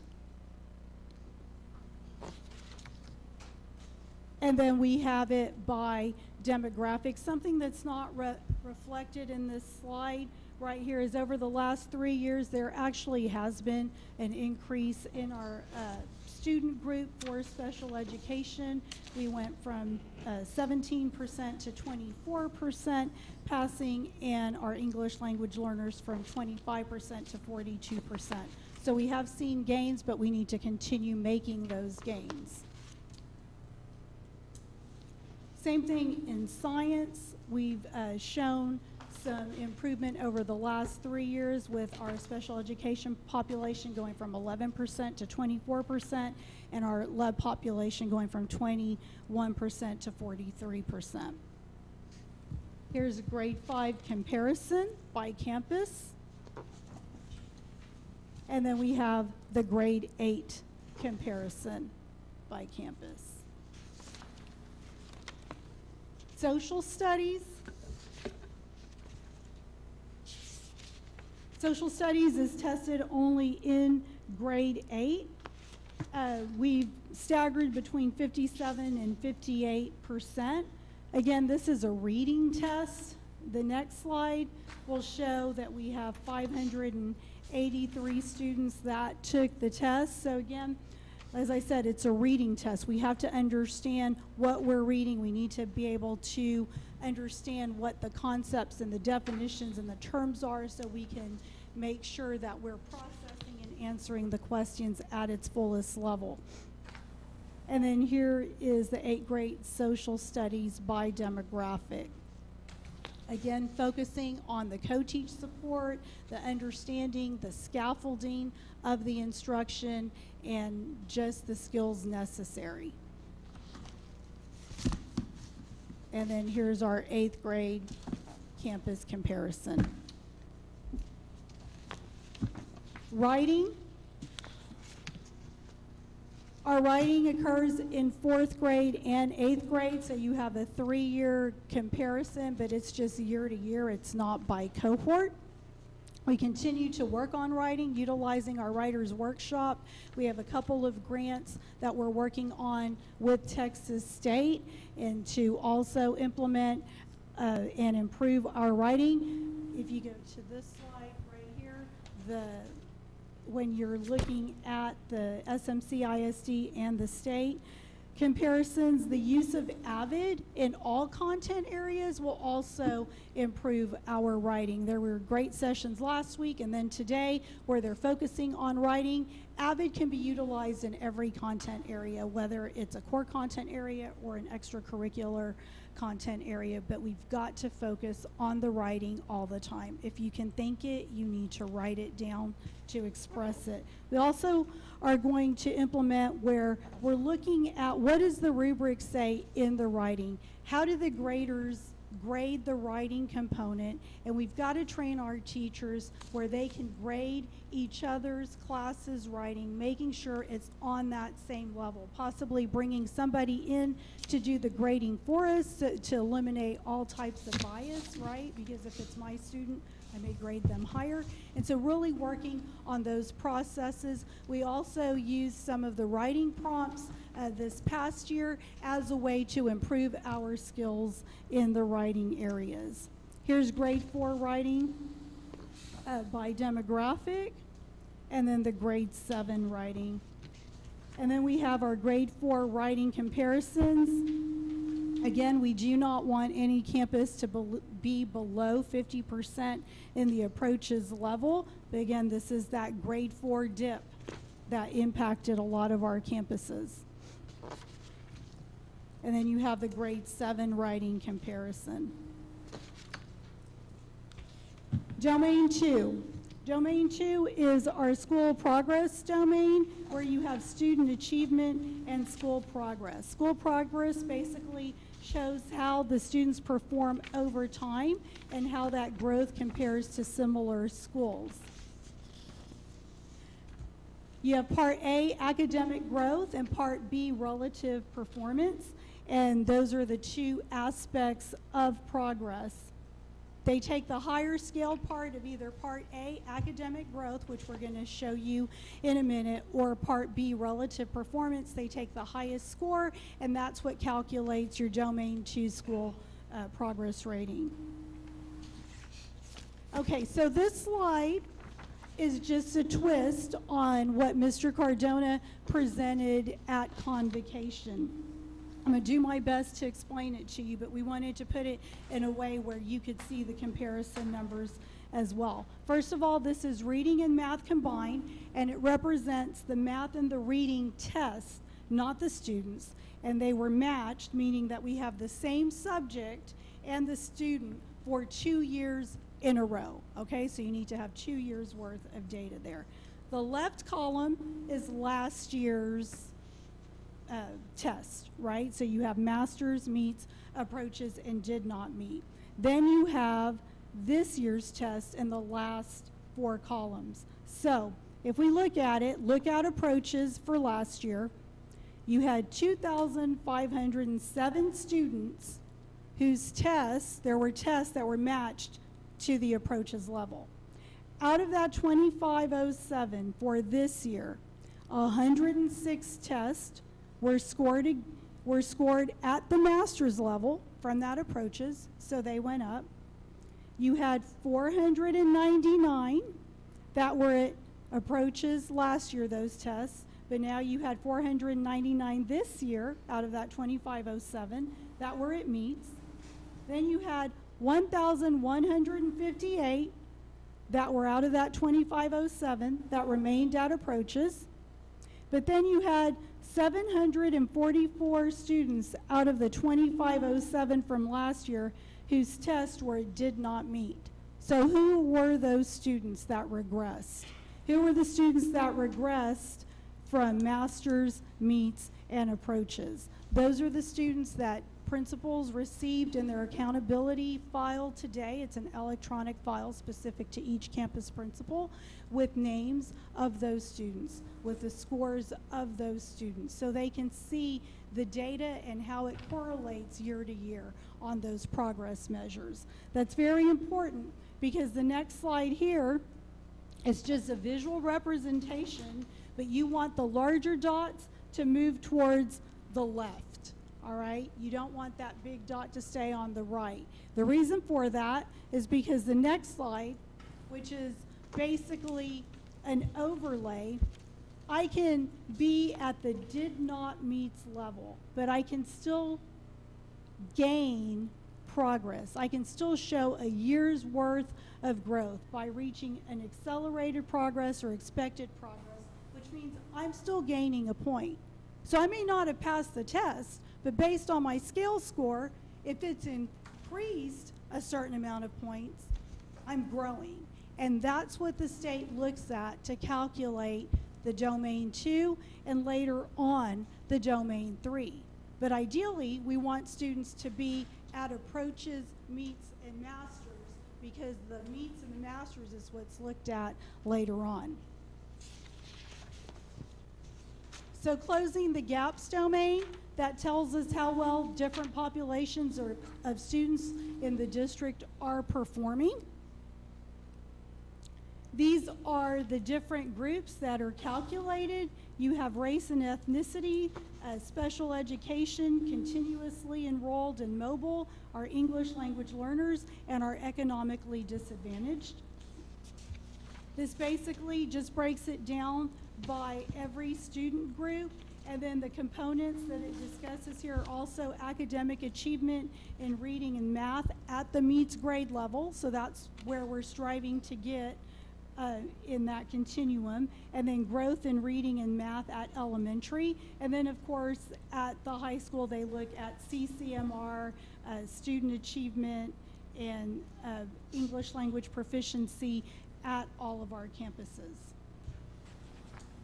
So in an email that I sent you last week on August the 14th, it was titled Confidential, but now it's on the TEA website at txschools.gov. You can look up the district or any campus in our district, and it will show you the indicator targets based on everything that was on the previous slide.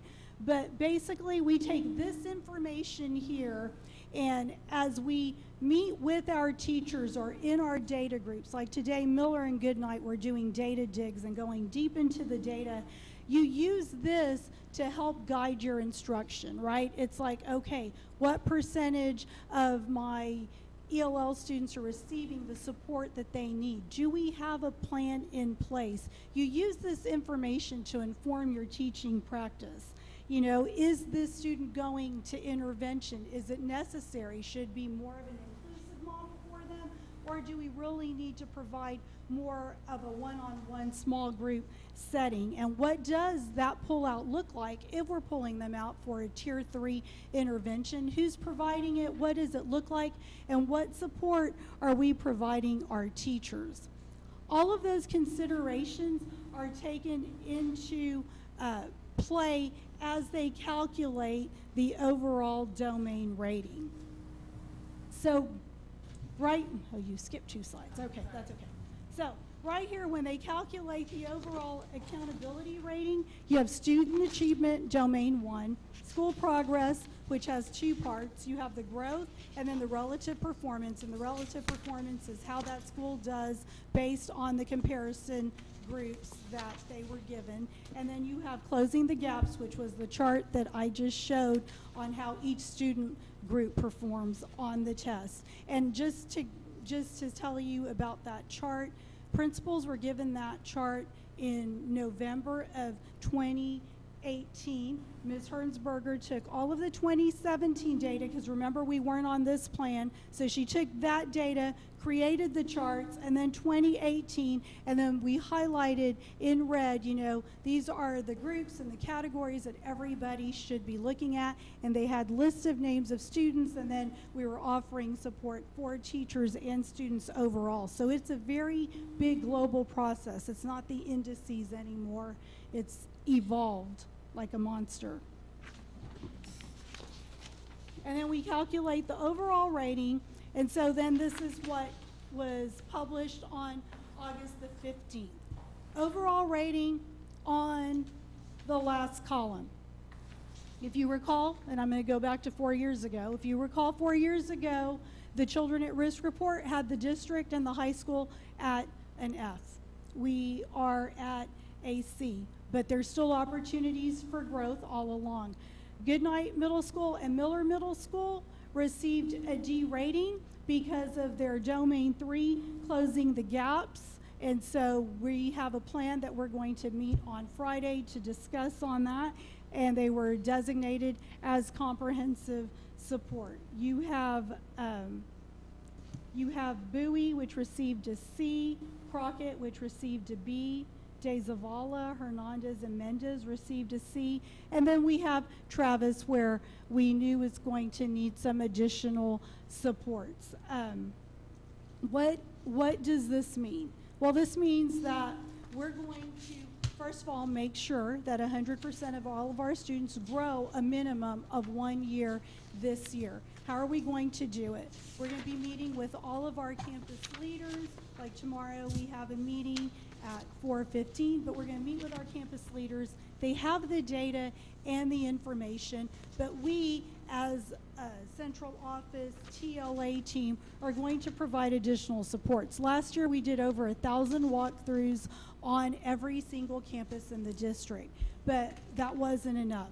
To really close this achievement gap, we need to focus and support our teachers and our administrators and our students. And the way that we're going to do that is that we're each going to take a campus once a week and spend a minimum of 2 days there assisting with walkthroughs, facilitating and assisting with the data digs and having those PLC conversations so we all know where our students are. Because again, if we don't change our practice, we're not going to affect the student outcomes. And so, you know, opportunity for growth, but it's time to push it even further.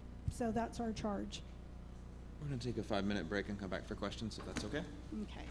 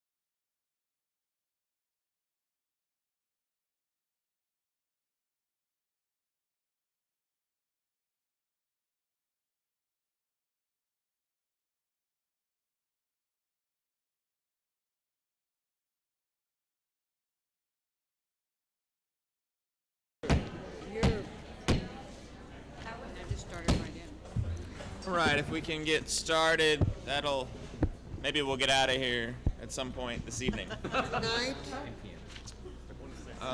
You're guessing 9? Okay, Ms. Hanson. Yes, just to clarify for me and for anybody listening out there, could you please give us a definition of what did not meet, approaches, and meets, and masters mean? Yes, so approaches means that we are approaching grade level at or above, and then meets means that we are at 60% is correlated with being successful in school, but we are at grade level or above, and then masters is a 75% correlation of being successful in school and beyond. So that's Monica's definition. Ms. Castillo? I was just gonna thank you for the report, and I mean, it's like, I made a lot of notes. But like I mentioned to Mr. McLaughlin, I think we would be here long hours.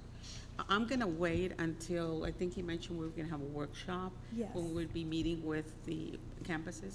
I'd much rather take advantage of that than be here and just take up a lot of time. Because that we'll have an opportunity to address these anyway, right? So for me, Yes. that's from my perspective, so it's, you know. Okay. Mr. Arredondo. Thank you, Mr. McLaughlin. Thank you, Dr. Ruiz-Mills and staff for compiling this information. I know, year after year, we take a year's worth of academic instruction and get it in one night, and there's a lot to talk about. To echo Trustee Costilla's comments, I will wait to ask those campus-specific questions when that time comes.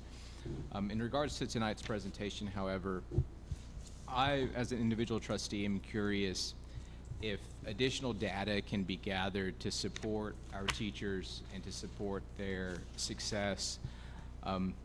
Specifically, and I guess more importantly, is things like a campus climate survey, the things that are impacting our students outside of the educational campus environment that directly contributes to what type of education they're receiving at the schools. Travis in particular, I know has, I think, gotten all of our attention based on the letter grade that they received, but a lot goes on with those Travis students. It's, I think, our most transient population in the entire district, and so things like campus climate surveys and things that we can do to support our students and, more importantly, empower our teachers. Again, as an individual trustee, and I understand that I think more academic support is needed for them, and when you talk about going and observing and walking through, I just hope, again, as an individual trustee, it's there to support and not surveillance, I guess. No, it's not gonna be surveillance. And again, I think whatever we can do to empower teachers and to give them the tools to support their success, I'm in support of, and I think there's bigger issues impacting the success of our students than just, adults not showing up and doing their jobs, which I think is an easy out for members of our community to say that people aren't doing their jobs. I think they are. It's just increasing the number of tools in their toolkit to support our students. And so if there's information the staff has compiled or looked at when it comes to campus climate surveys and seeing, the things that are impacting our students, I'd be very interested in looking at what those options are to assess our, individual campuses.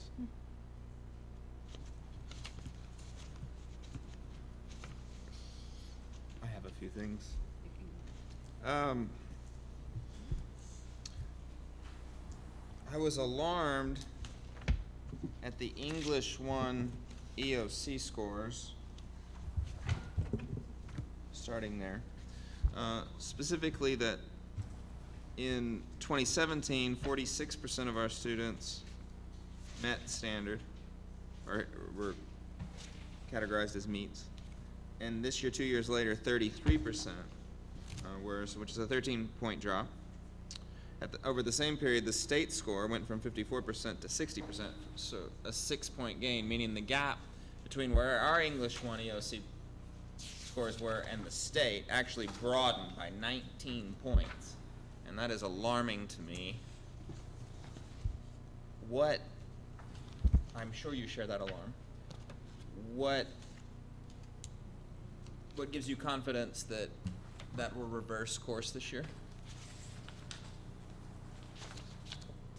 Well, one of the things that's going to be implemented is under Ms. Presley. We were having the conversation today talking about revamping the curriculum in some of these, utilizing our TEACS resources. And so I'm encouraged by what she's looking at as she analyzes the data.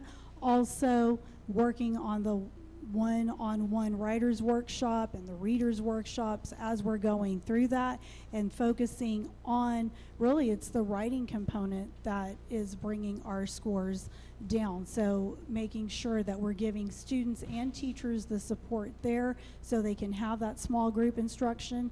I know our literacy district coach is working with our academic literacy coach here at the campus on focusing on writing and reading at this level. I mean, it's improving, but then it also digresses. So it's really putting in the supports too with our English language learners and our special education. All of our populations need to get that support, but also making sure that they're coming into 9th grade also with those skills as well. So it's that 8th to 9th grade transition, you know.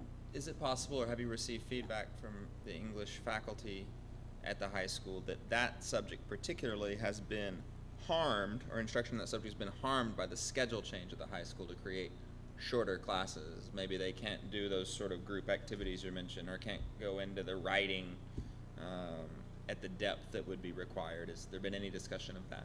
No, there has not. Also, the substitute assessments, remember the 190 plus students that did not take the English 1 test because they had a qualifying score are not in here. They're actually added later on right here. It didn't make that big of an increase. I think we went to 57%, but those 197 students were not calculated in what the state gives us. They're only calculated later on at the end of domain 1, 2, and 3.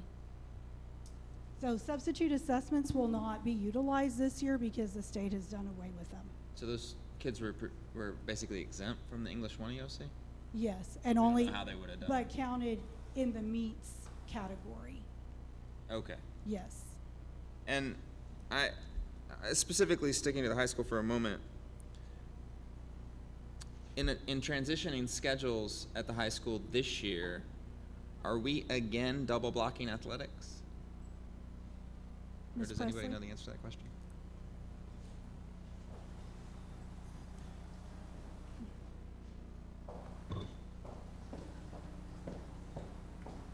So, yes, sir.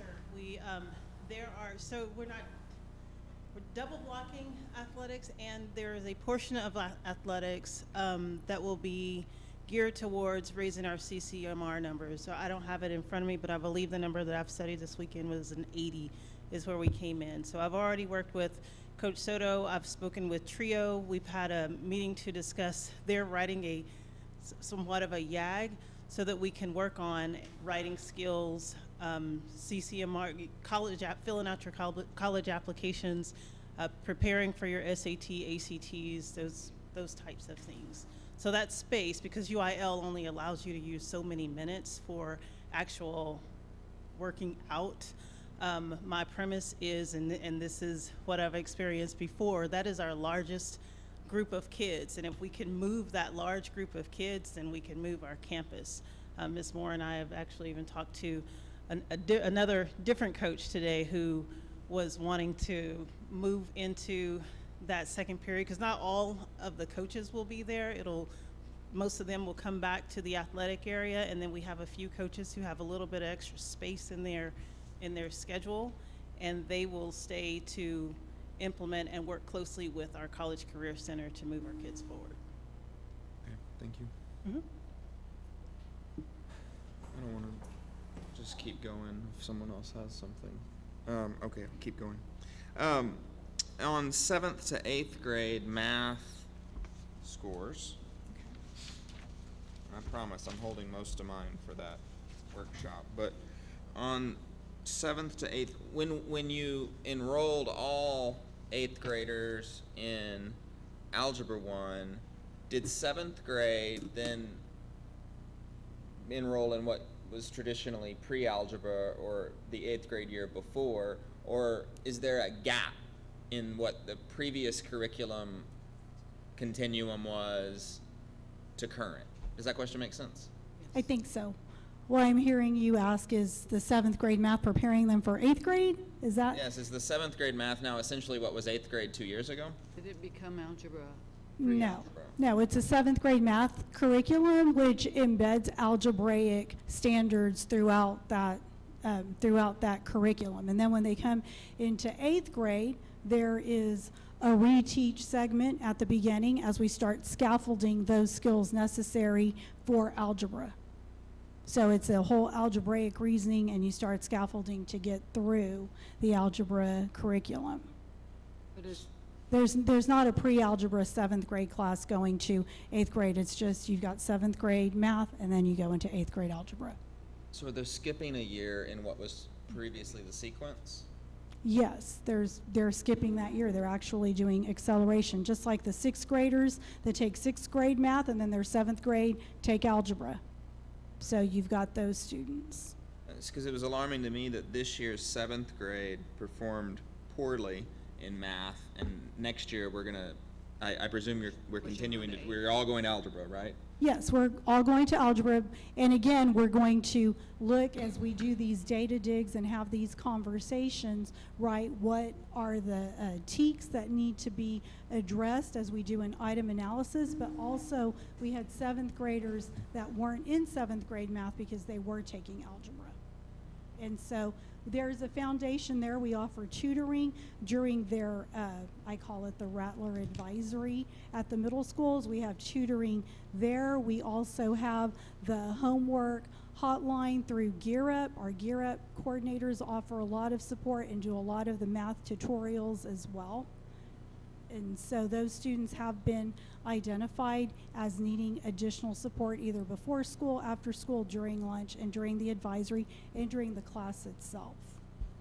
Because this might be overly simplistic, but in my mind, if what was 2 years ago, the 6th grade, 7th grade, 7th grade, 8th grade freshman sequence for the majority of students, which would be 7th grade math, pre-algebra in 8th grade, and algebra 1 as freshmen, and we move algebra 1 up to 8th grade, then it would make sense to me that in 6th grade and 7th grade you would cover a year and a half essentially, so that all that acceleration wasn't at once, because you don't know what gaps would be created.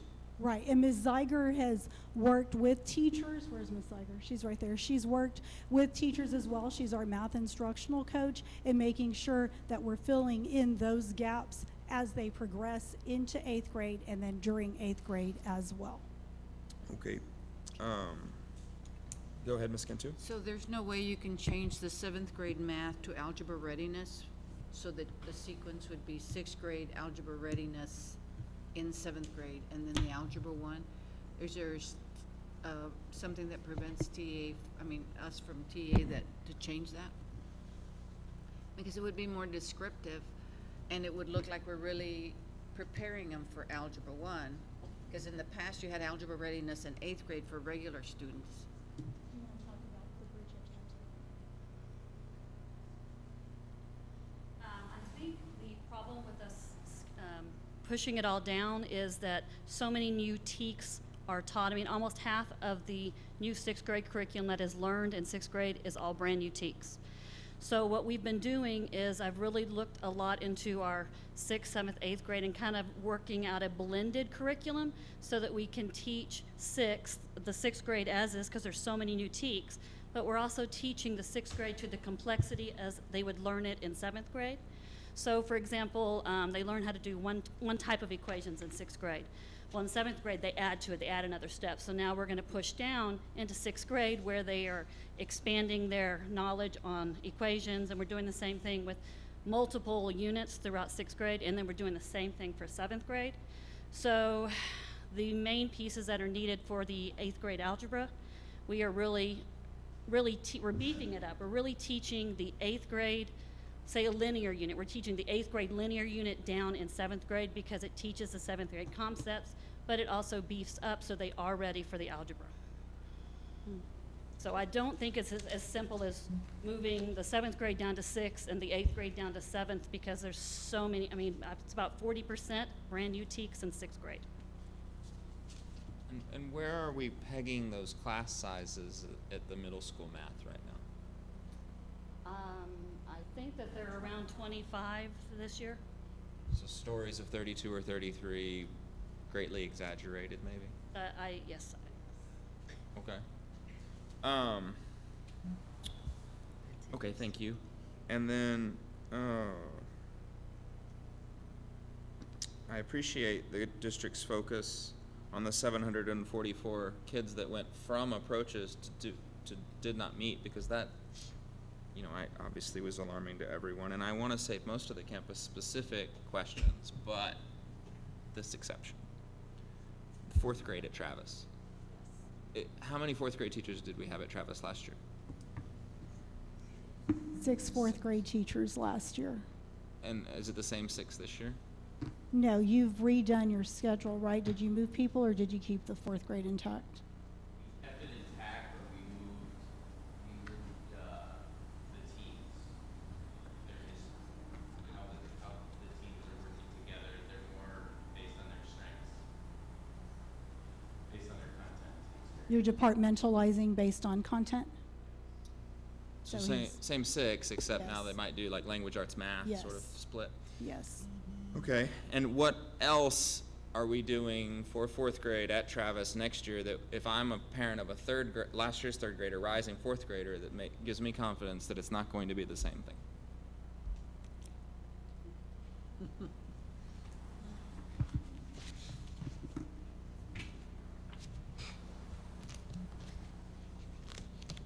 So one of the big things we're changing this year is we're amplifying the strengths of our teachers at grades 3 through 5. So one of the biggest moves that we've made is in half-day planning. We have a half-day planning each month for our teachers. We do PLCs weekly, grade level, right? And so at the end of each month, we're gonna have content planning for 3 through 5. So we're amplifying the strengths of our 3rd grade math teachers and our 5th grade math teacher, and kind of having them plan together so they can learn from one another. And that, I think, that's where we're gonna get really growth from our teachers, because we're amplifying everyone's strengths. And we'll have 3 math teachers at 4th grade in these half-day planning periods. We'll have 2 3rd grade math teachers, and then one of our 5th grade math teachers. Okay. All right, thanks. Anything? Ms. Costillo? Mr. Superintendent, or I'm not sure, Ms. Mills here, you mentioned the 100% students will grow in academic year and what the goal is. So maybe in one of those workshops that we have, I'd like to see a plan in regards. You alluded to some of the things that y'all are gonna be doing differently, but I'd like to see a plan as to how you're gonna get there, what is gonna be happening. Because I think that this foundation lays it for the rest of the campuses. What is it that you're also gonna be supporting? When she talks about change, I think change is a very important component. Supporting our teachers in any way that we can. So what is it gonna take from your perspective here so it can filter out to the rest of the campuses? Well, one of the things that we haven't talked about is that all campuses but Crockett, Rodriguez, and Bonham will be going through the same training with the state of Texas and TEA. And because they're all identified, those 3, because of certain gaps and opportunities for growth. So there is a significant amount of planning that has to be shown to show how we're moving kids from one level to the next level. Like a real deep root cause analysis of why they're at where they're at, and then what are they gonna do to move forward. So all but those 3 campuses, and I think we go September 25th to Region 13. Yes, we'll be for all-day participating. training with the principals or their designee. We actually have plans we have to submit by campus by August 23rd. So tomorrow and the next few days, we're she is going to be telling me what it is I need to do and with the principals, because I think that their planning has to be more specific. And that's where we'll be offering the support, right? So if I'm going to Hernandez and Ms. Owens is with a parent and I'm on that campus, then I can go and I can help facilitate a PLC, ask the teachers, what is it that you need from us? What type of support? I mean, I told Mr. Cardona I'd like to take 155 students throughout the district and go in and do pullouts and offer mentoring support, except in advanced math. I can't do that. But I mean, that's when I say we're going to be on a campus, that's what we're going to do, because we're all teachers, so we need to also go back into our teaching lens and help build that student support up. Takes all of us. Well, if you can formulate that in a written structure for me and for the rest of the board, if this is that's what I like to see, because I think that's the foundation to me. Like any parent in dealing with kids, we want the best, and we can do whatever. Tell us what we need to do to help you more. Yeah. One of the things Mr. McLaughlin mentioned, one of the disadvantages our teachers have is typically teachers will self-reflect over the summer, and they'll get access to the data or the test, and then they can kind of see themselves, what happened last year and how they have to iterate and change their practice.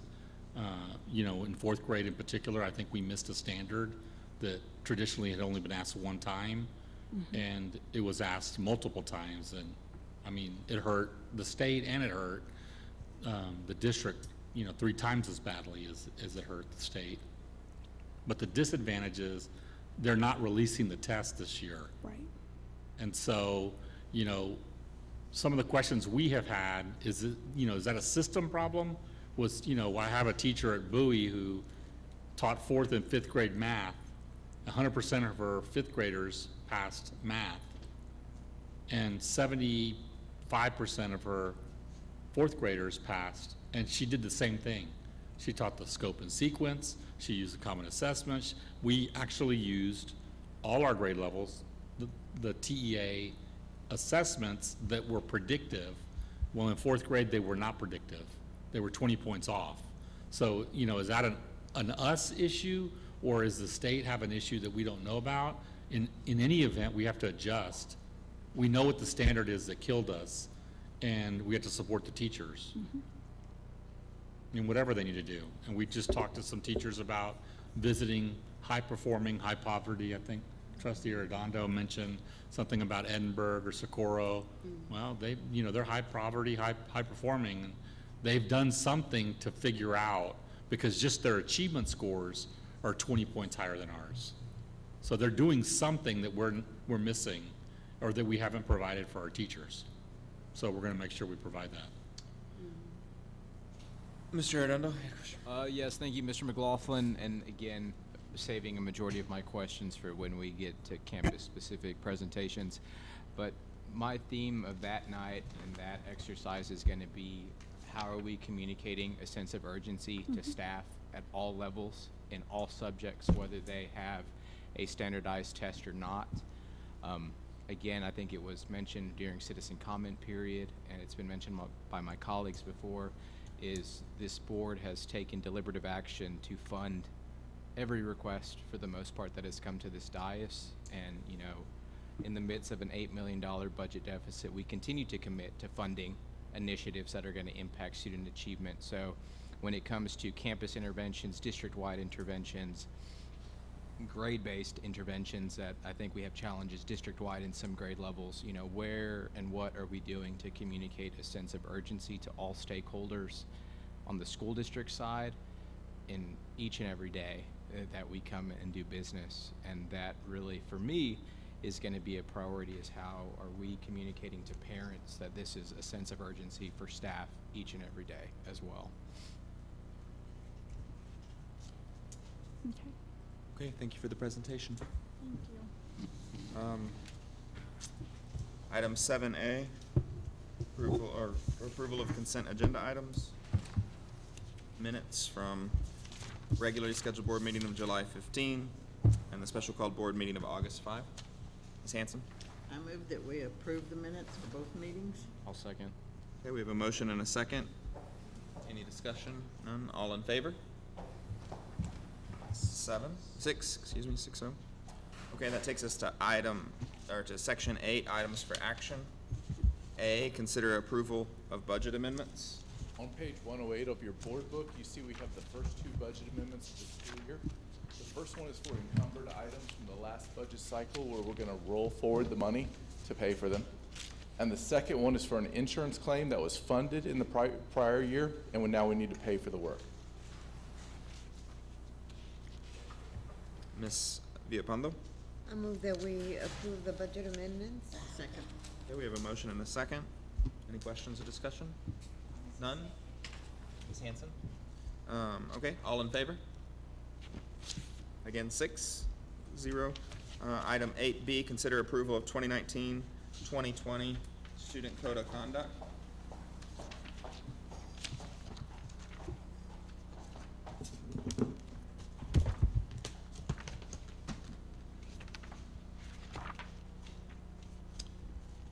Make a motion that we approve the student code of conduct as presented.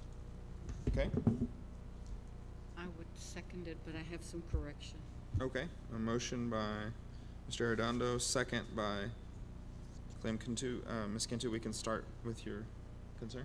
On page 135, for the conference with parents, when a student has a DAP offense, we're saying that the administrator has 3 school days to inform the parent.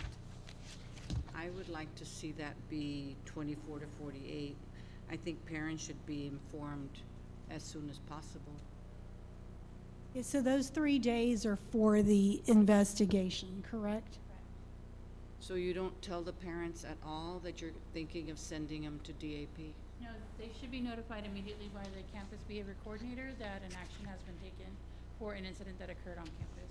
The consequences that will be assigned to that action is what's being investigated. Okay, so then they've got 3 days to let the parents know what the consequence is. And so I believe the conference that it's talking about is the actual due process that has to happen, which is a conference between the student, the parent, the assistant principal, and the principal. Okay, but at what point does the parent know that they possibly are going to DAP? Immediately. It's the CBC's responsibility to notify the parent immediately when there's a student code of conduct violation. Okay, that answers my question. Resolve your concern? I think so. Okay, we have a motion and a second. Any other comments or questions? Seeing none, all in favor? 6. Takes us to item 8C, consider approval of board policy update 113. I'll make the motion that we approve. Second. I heard Mr. Arredondo first, so we have a motion and a second. Motion by Cantu, second by Arredondo to approve board policy update 113. Any questions or concerns? Or I thought it was Kathy. I heard, they Oh. both said at the same time. I had to Oh, I didn't recognize know. one. Okay, seeing none, all in favor? 5, opposed, just me.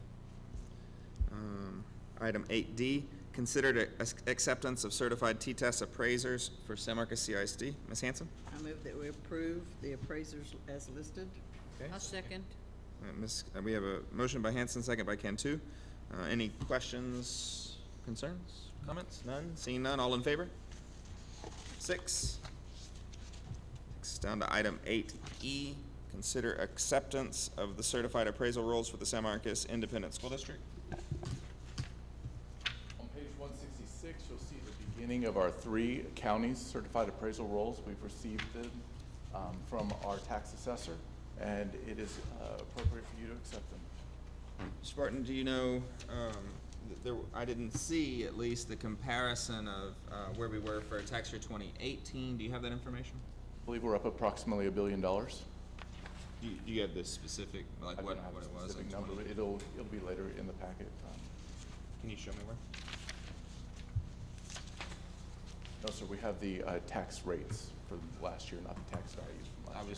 I wanted to know what the increase in the appraisal roll was by at least by county, or at least in our main county in Hayes, I was confused by this idea that a 10-cent reduction in the tax rate is an increase in taxes.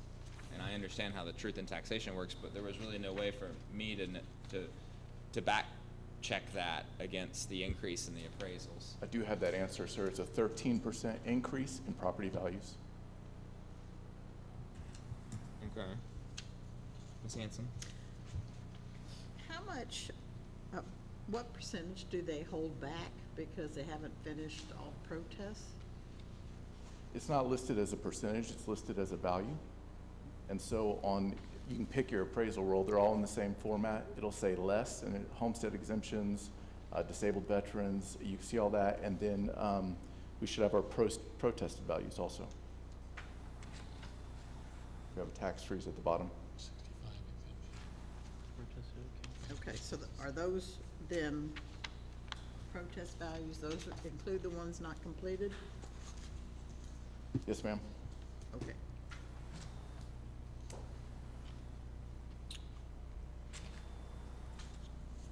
Okay, Mr. Redondo? Thank you, Mr. McLaughlin. I will make a motion that the school district accept the certified appraisal rolls for the tax year 2019 as presented. I'll second. Okay, motion by Arredondo, second by Cantu. Any further questions? Okay, all in favor? 6. Item 8F, consider ordinance for setting 2019 tax rate. On page 170 and 171, you'll find the tax ordinance. On June 12th, the Board of Trustees published the notice. On June 24th, we had our public hearing to discuss the proposed tax rate. The proposed 2019 tax rate is $1.3139, with 99 cents going to maintenance and operations and 32 cents and 39 designated for the payment of principal and interest on bonded and indebtedness. I do have a statement that should make the lack of clarity make more sense. It says this tax rate will generate more taxes, even though it's a decrease of 10 cents because of a large increase in our property value of approximately 13%. Right, and as I understand it, because of caps and increases in appraised values, with the 10-cent reduction, no individual taxpayer will pay more in taxes to SMCISD this year than they did last year. The increase is because of new construction and additional improvements. Do you understand that to be the case? I can't say that for certain, sir. Okay. In the next item, we have our effective rate, which eliminates the new properties, which I think is a different way to look at it. Okay. Ms. Hanson? I move that the property tax rate be increased by the adoption of a tax rate of 1.313900, which is effectively a 2.25% increase in the tax rate. I'll second that motion. Okay, we have a motion and a second. Motion by Ms. Hanson, second by Ms. Villalpando. Any further questions? Okay, all in favor? 6. Item 8G, consider acceptance of the effective tax rate and rollback tax rate for the year 2018 for SMCISD. The tax assessor collector for San Marcos CISD has calculated the effective tax rate and the rollback tax rate for the district.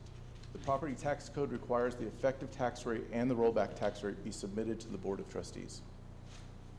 And that is on page 173. You can see the reduction of 10 cents in our tax rate.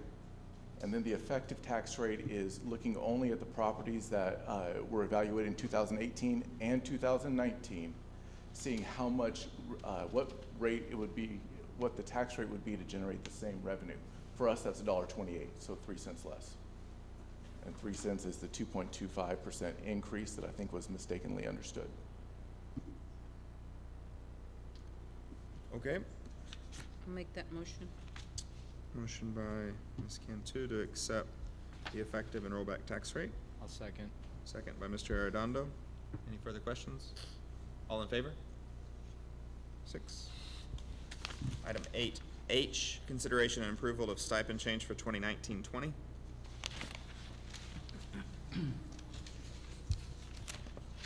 In reviewing our stipends, our administration and athletic department found some efficiencies that would help us with some of our new opportunities. In particular, we have 2 growing programs at our middle schools in our cross-country teams, and we want to provide stipends for those coaches.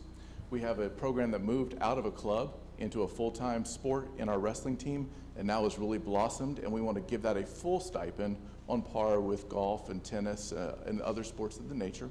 And then we have an opportunity for San Marcos teachers who can help our band program in the after-school hours to receive stipends instead of paying somebody else to come in. In sum, it's a savings to the district of over $3,000. Ms. Hanson? I'm sorry, Ms. Villapando?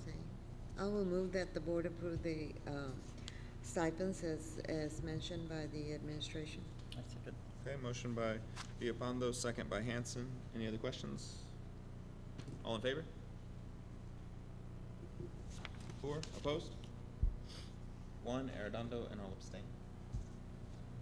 Motion carries. Takes us to 8J, discussion and possible action regarding establishment and membership of Budget Advisory Committee. Okay, this will be quick.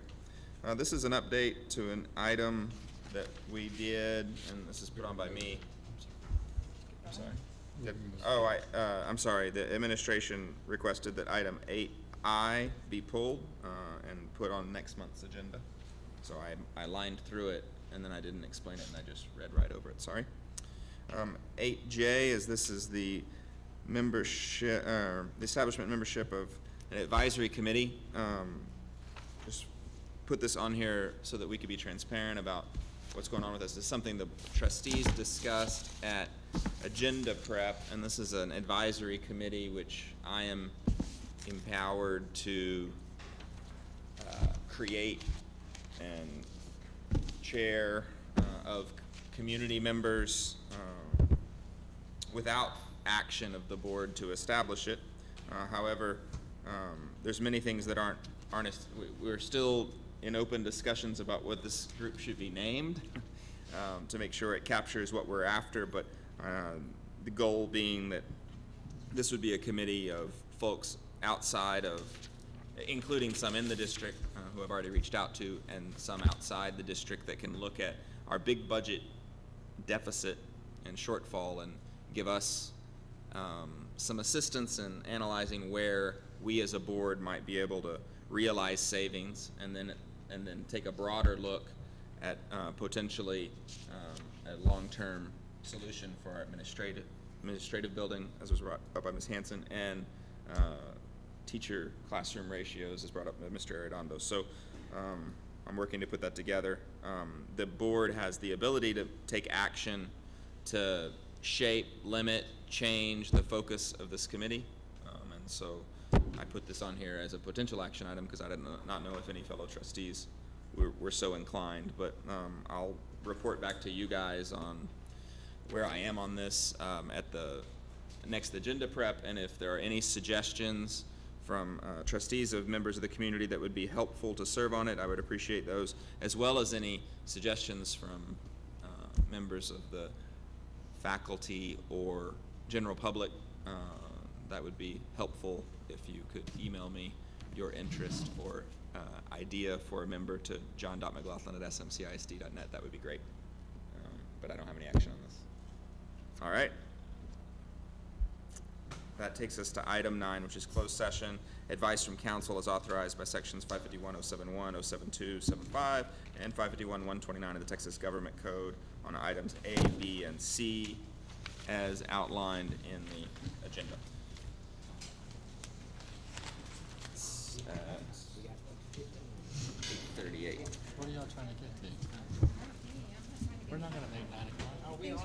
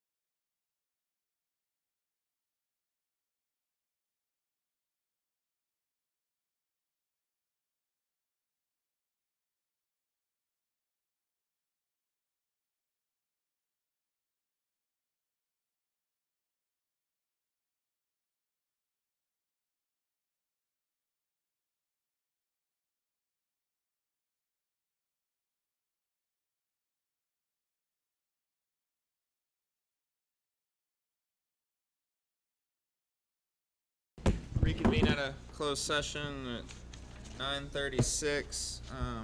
We're on item 10A, consideration possible action on the proposed AIA document as specified.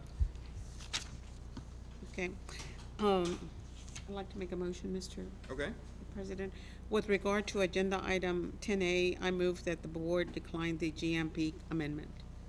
I'll second it. Okay, motion made by Ms. Costilla, second by Ms. Cantu. Any discussion? All in favor? 6. That takes us to, there's no action on 10B, as I understand. Tabling 10B, go to 10C, consideration possible action on the district's construction manager at risk, contract with Cadence McShane. Ms. Villapando. For agenda item 10C, I move that the board terminate the contract as to Miller Middle School addition and renovation project, Dezavala Elementary School project, and Goodnight Middle School project. I'll second that. Motion by Ms. Villapando, second by Ms. Cantu. Any discussion? All in favor? Opposed?